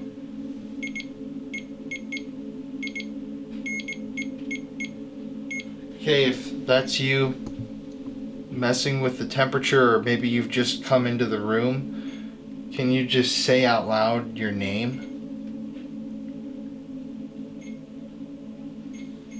That's weird. That was literally bringing that up. Yeah, that was like almost spot on. Yeah, perfect timing. If any of the inmates that were executed wearing that cap are here, can you maybe give us your last name, your inmate number, or touch the cap itself if you want?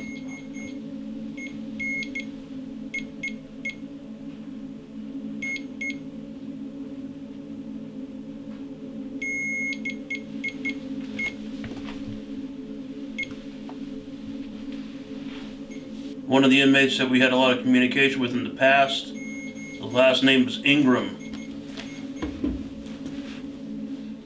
Are you sorry for hurting that child? And her mom?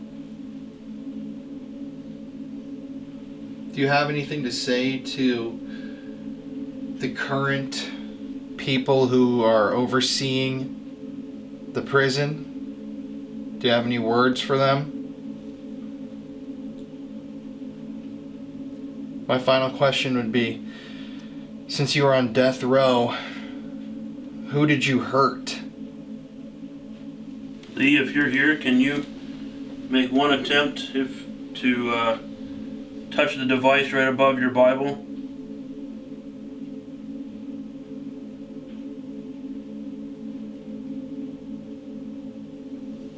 Okay. Oh, just still. I know. The rain is so calming. Almost put you to sleep. I know. Yeah, right, exactly. Okay, you want to listen? Okay.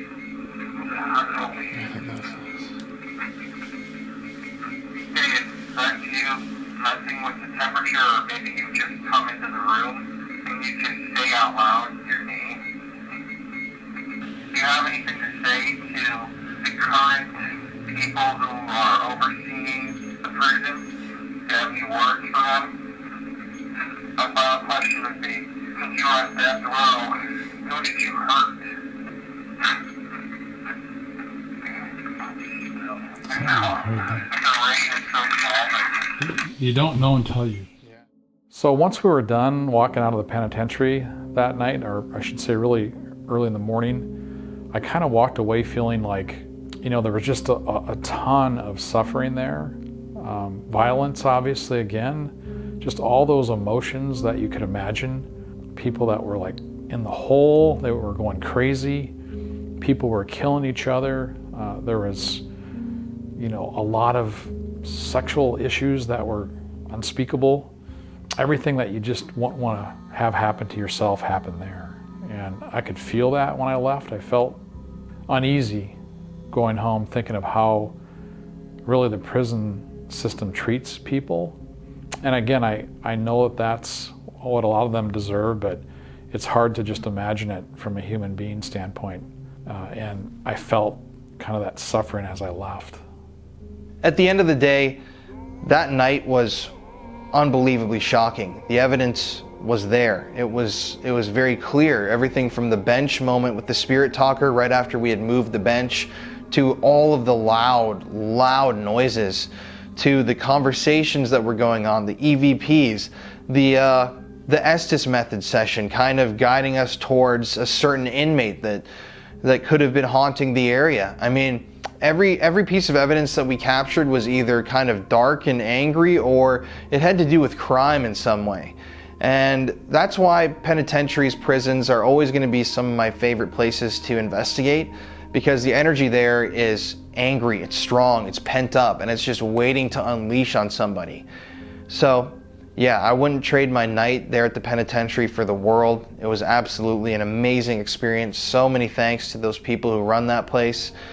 And yeah, I do gotta say, I was happy to get out of prison that night. But anyways, everybody, thank you for watching. I hope you enjoyed this documentary. We got another 3-hour-long video coming next week. Get ready for the spookiest holiday season of the year this year. But it's Colin Brown here. You know how much I love y'all. And as always, stay spooky.